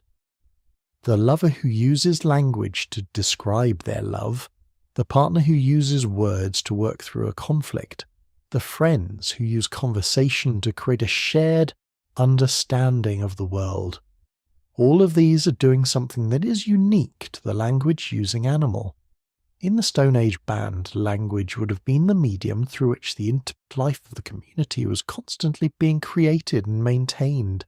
Stories told around the fire, memories shared across the generations, the negotiation of partnerships and alliances through conversation, the transmission of practical knowledge and the embedding of that knowledge in narrative form that made it memorable and transmissible. All of this was the intimate linguistic life of the band. The conversations that happened in Stone Age camps would have been, in many respects, richer in a certain dimension than many modern conversations, because they happened between people who shared complete knowledge of each other's lives and circumstances. When two people in a modern city meet at a party, they come with no shared context. Each has to construct from scratch an understanding of who the other is, where they come from, what matters to them. The conversation, however stimulating, is built on a thin foundation of mutual knowledge. In a band where everyone had known everyone since birth, conversations could begin from a foundation of complete shared context. No explanations were needed, no backstory, no establishment of credentials. The deeper currents of thought and feeling could be accessed immediately because the people speaking already knew everything that mattered about each other. This quality of conversation, This particular depth that comes from lifelong mutual knowledge is something that modern people experience only rarely, typically only in the oldest and deepest of their friendships. It is, many people would say, among the most precious forms of human communication. And in the Stone Age band, it was simply the normal texture of daily conversation. The loss of this quality of mutual knowledge is one of the less discussed costs of the social mobility and anonymity of modern life. We move, we change contexts, we build new social worlds in new places and leave old ones behind. The deep mutual knowledge of people who have shared an entire life in the same community is rarely available in a society organized around a geographic and social mobility. And something of the intimate quality of communication is lost with it. There's also the role of shared narrative in Stone Age intimate life that deserves attention. All human communities tell stories. The impulse to narrative, to the organizing of experience into story, form with characters and events and meaning, is as deeply human as language itself, and may in fact have co-evolved with it. The stories that a community tells about itself, about its history and its values, and its understanding of the world, are not merely entertainment. They are the medium through which the community's shared identity is created and maintained. In the Stone Age, the stories told around the fire had an intimacy that is very different from the relationship most modern people have to the stories they consume. When a band elder told a story about the landscape, about the animals and plants and the way the seasons worked, about the ancestors and what they had done and what they had learned, the people listening were not an audience receiving content passively. They were participants in a living tradition, recognizing themselves and their world in the narrative, connecting to a continuous thread of community memory that stretched back across generations. The story was about them, about their land, about their people. It was not imported or purchased or broadcast from a distant source. It arose from and spoke to the specific life of the specific community that was gathered to hear it. This intimate relationship to shared narrative shaped the experience of identity in the Stone Age in ways that are fundamentally different from modern experience. Modern people construct their identities in significant part from stories produced by strangers for mass audiences, stories that are not about their specific lives or communities, but that they adapt and apply to their personal situations. This is not without value. The universal themes of great literature, the way the best stories speak to something deeply human that transcends the particular circumstances of any one person's life, this is real and important. But the particular intimacy of the story that is specifically about you and your people and your world, told by someone who knows you completely and who is themselves known to you, that is something different. And it was the normal form of narrative in the Stone Age. One of the domains where the difference between Stone Age intimate life and modern intimate life is most stark is in the relationship to time. Modern people live in an environment of extraordinary temporal complexity. Clocks and schedule and appointments and deadlines structure daily life into precise units. The future is planned in detail. The past is recorded and archived. Time in the modern experience is a resource to be managed, allocated, optimized. The intimate relationship to time, the feeling of having enough of it, or not enough of it, of being present in it or racing through it, is the central anxieties of modern life. Stone Age people lived in a fundamentally different relationship to time. Their temporal experience was organized by the rhythms of nature, the cycle of day and night, the passage of the seasons, the migration patterns of game animals, the ripening of plant foods. These rhythms were not linear and progressive in the way that modern clock time is linear and progressive. They were cyclical. Each season returned. Each year was shaped by the same underlying pattern of abundance and scarcity, warmth and cold, activity and rest.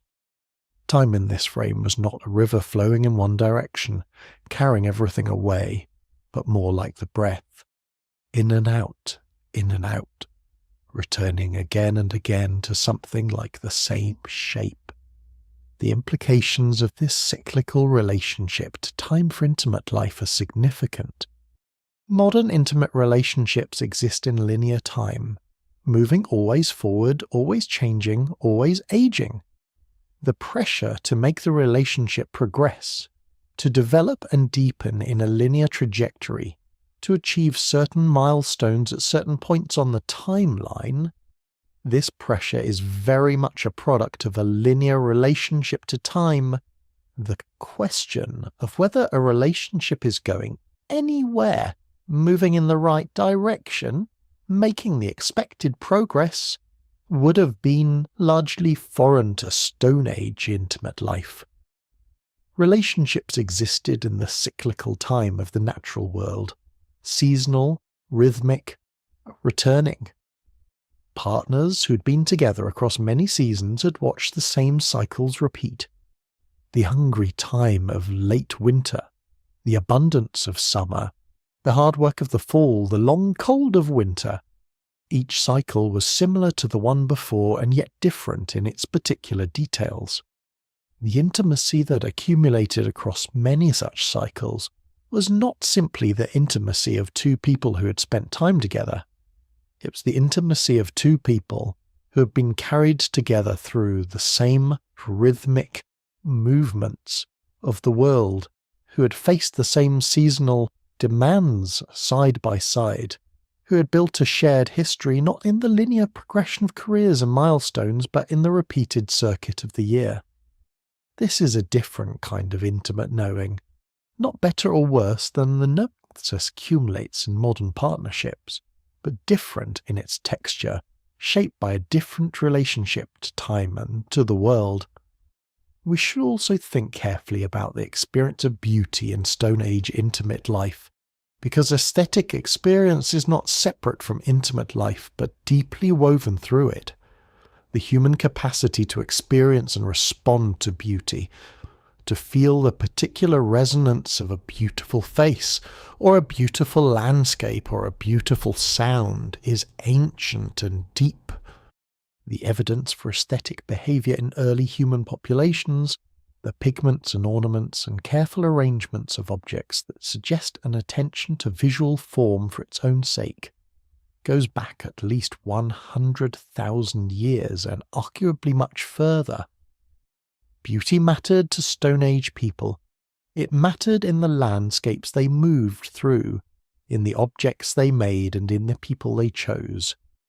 This standard of beauty that Stone Age people applied to one another was not the airbrushed, surgically modified, digitally enhanced standard that saturates modern visual culture. It was a standard derived from direct perception of real bodies in the real world, informed by evolutionary cues that track health and reproductive fitness, calibrated by the particular local culture and its particular aesthetic vocabulary, but always grounded in the full physical reality of the human animal.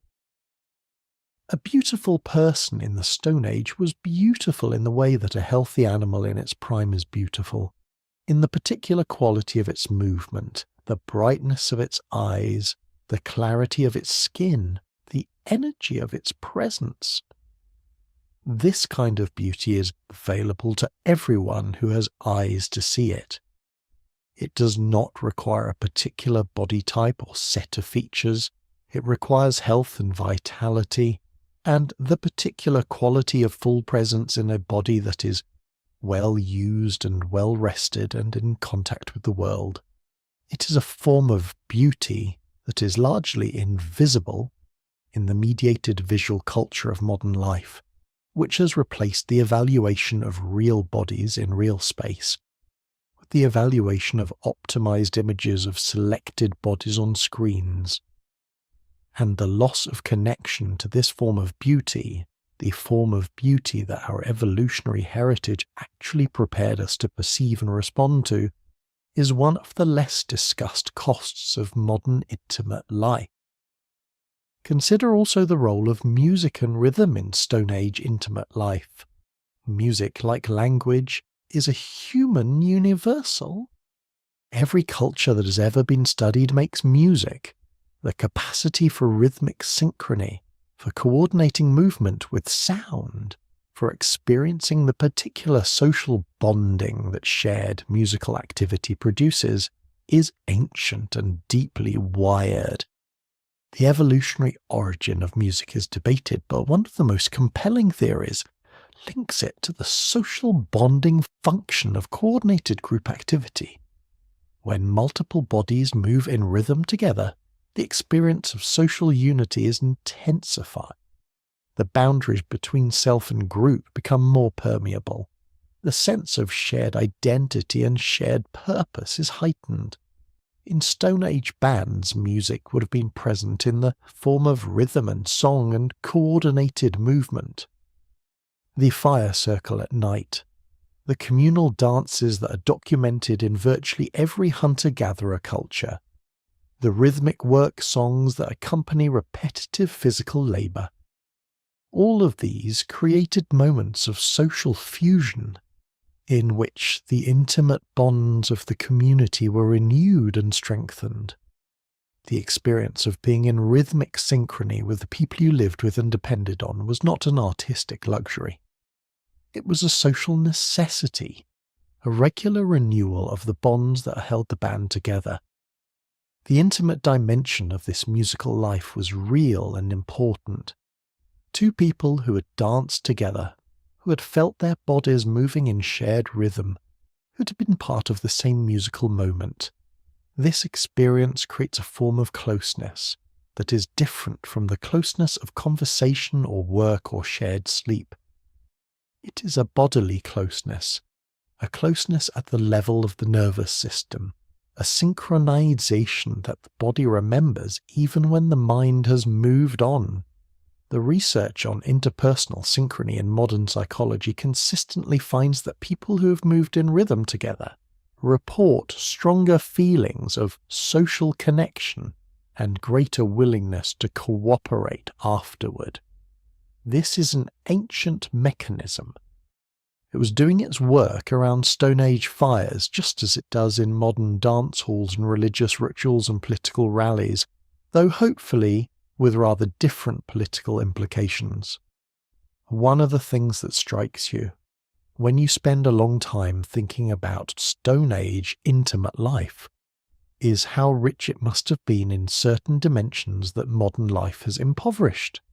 Not richer overall, and certainly not richer in safety or health, or the absence of pain, but rich in the particular sensory and social dimensions that the human nervous system evolved to inhabit.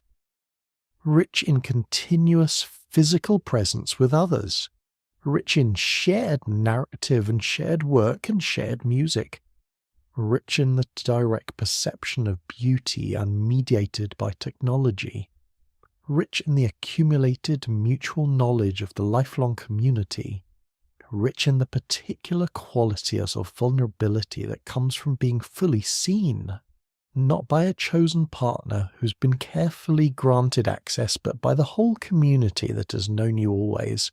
Modern intimate life is in many ways an attempt to recreate within the private partnership some of what was distributed across the band. We ask the partner to be our home and our community and our witness and our safe harbour. We ask the intimate relationship to carry the weight that the whole band used to carry. This is a beautiful aspiration, and sometimes it is achieved in the best and luckiest of partnerships. But it is a very large weight to put on a single relationship. And the frequency with which modern, intimate relationships fail, either by dissolving or by persisting in a state of loneliness and disconnection, suggests that the weight is often more than the structure can bear. If the Stone Age can leave us with anything practical, it might be this: the invitation to look beyond the dyadic partnership for some of what we need. The invitation to build and maintain the denser social webs that the human nervous system was shaped to inhabit. The invitation to be more communally present with the people we're close to be less isolated in the private domestic sphere, to be more willing to let our intimate lives be witnessed and supported by the larger community of people who know and care about us. Not in the involuntary and total way of the Stone Age band, where privacy was simply not available, but in a more intentional and more chosen way that acknowledges what our evolutionary history suggests we actually need. The band is gone. The fire circle is gone. The communal sleeping and the seasonal migrations and the collective knowledge of the elder women are gone. But the human need for community, for witness, for the dense and continuous presence of people who know us, remains. It is written into the nervous system. It shapes the experience of every modern person who has ever felt the particular ache of loneliness in the middle of a full life. It speaks in the research on social connection and health, which consistently and powerfully demonstrates that the quality of our social bonds is among the strongest predictors of how long we live and how well. We are the descendants of the band. Every person alive today carries within them the genetic and neurological heritage of hundreds of thousands of years of living in small, tightly bonded communities where intimate life was communal life. The specific conditions of those communities are behind us. The adaptive tendencies they shaped are still here, and understanding them, even from this distance across the enormous gulf of changed conditions and changed cultures and changed ways of living, is a way of understanding ourselves more fully and more honestly. The Stone Age person lying awake in the middle of the night, watching the coals glow, hearing the breathing of the band asleep around them, feeling the warmth of a sleeping partner at their side. That person was not so different from you. Their fears and desires and attachments and griefs were not so different from yours. The particular social architecture of their life was utterly unlike yours, but the needs their architecture was designed to meet were the same needs that you are trying to meet, in your own particular way, in the conditions of your own particular time. And perhaps that is one of the most comforting things to take from this long consideration of our species' intimate past. Not that we should go back, not that the past was better, but simply that the needs we feel, the need for closeness and witness and warmth and belonging, are not weaknesses or failures or signs of excessive dependence. They are revolutionary inheritances. They are the deepest requirements of the human animal, requirements that were reliably met for most of our species' history by the architecture of the band, and that we are now, in the strange new world of modernity, trying to meet as best we can with the tools and arrangements available to us. We are doing something genuinely novel and genuinely difficult, trying to live as animals shaped by community and conditions of relative isolation, trying to meet needs calibrated for the band within the much smaller and more private structures of modern intimate life. We do not always succeed, aware, but the attempt is not foolish. It is the best we can do within the constraints of the world we have built, and understanding the evolutionary history behind our needs can help us be more compassionate with ourselves and with one another when the attempt falls short. The question in our title was, why couldn't you handle intimate life during the Stone Age? But perhaps, having spent this time with the question, we can see that it cuts both ways. Modern people would struggle with the conditions of Stone Age intimate life, with its lack of privacy, its communal demands, its physical hardships, its social embeddedness that left no room for the kind of individual autonomy we have come to expect. But Stone Age people, if somehow transported into modern intimate arrangements, would struggle profoundly with the isolation, the loneliness, the absence of the dense community support that was the normal infrastructure of their lives, the particular nakedness of having to navigate the most demanding experiences of human existence without the band around them. Neither world is without cost. Both worlds have genuine goods. The difference is that our world is very new, built very rapidly on the foundations of a much older inheritance, and we are still learning, individually and collectively, how to live in it in ways that honour what is genuinely valuable in both the past and the present. The fire burns down toward its embers. The night deepens. The questions of the day settle into the quiet background of the body's rest. And somewhere beneath all of it, patient and ancient and still, the deep evolutionary inheritance of 100,000 years of human community waits to be understood and honoured and, where possible, restored. Let the breath slow now. Let the thoughts soften and drift. Let the weight of the day dissolve into the stillness of the night. And if, in the darkness, you feel the ancient longing for the warmth of the band around you, know that it is not a flaw.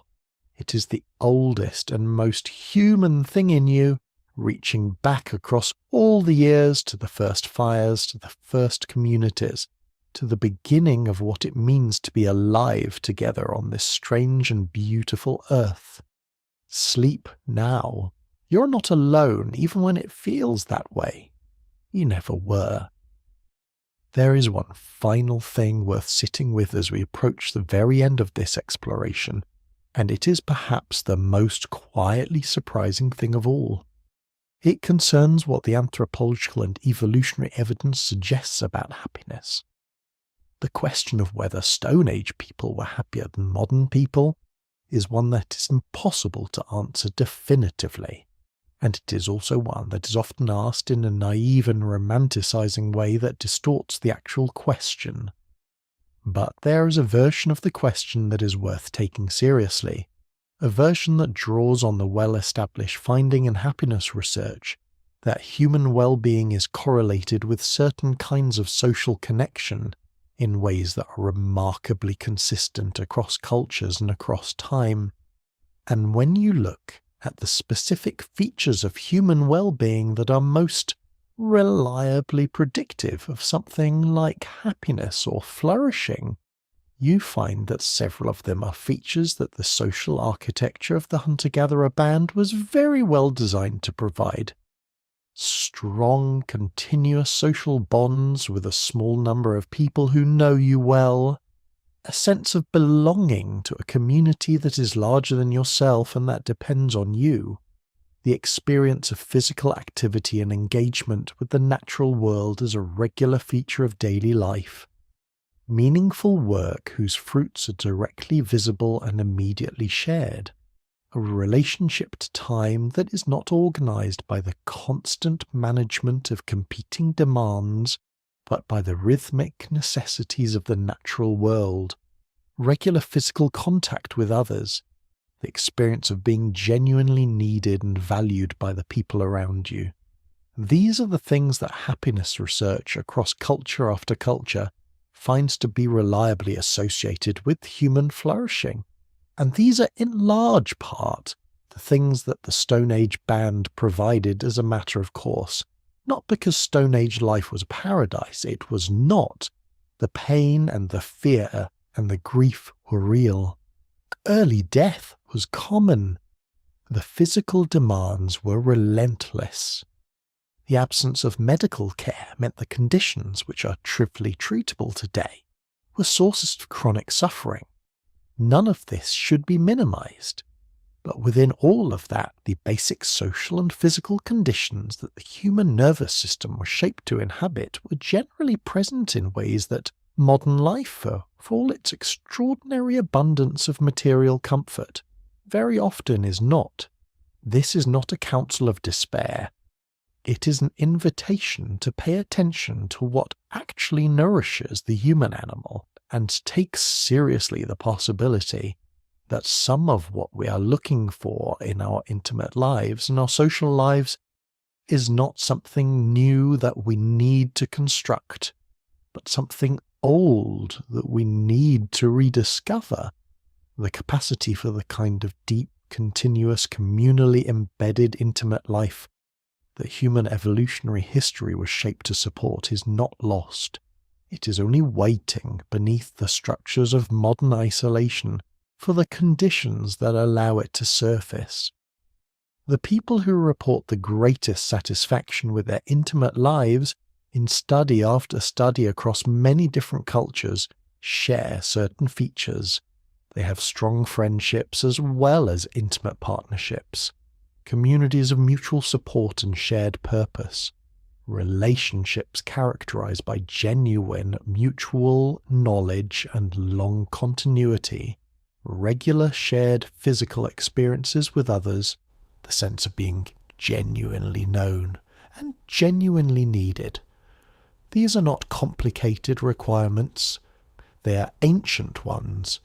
They are, in essence, the requirements of the band, and they are available in modified and adapted forms to people in the modern world who are intentional about pursuing them. The fire has truly burned down to coals now. The story has come to its natural resting place. The darkness outside is complete, and the only light is the faint warmth of what remains of the fire, and the warmth of the people breathing quietly nearby.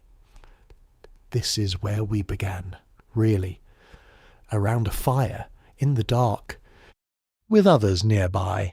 This is where we have always been. Breathe slowly now. Let the ancient rhythms carry you. Let the stories of the long ago people sink into the deeper layers of awareness, where stories do their quiet work. You are the descendant of everyone who ever lay down beside a fire and listened to the night and reached for the warmth of our other body in the dark. That is what you are made of, and it is a snuff. Good night.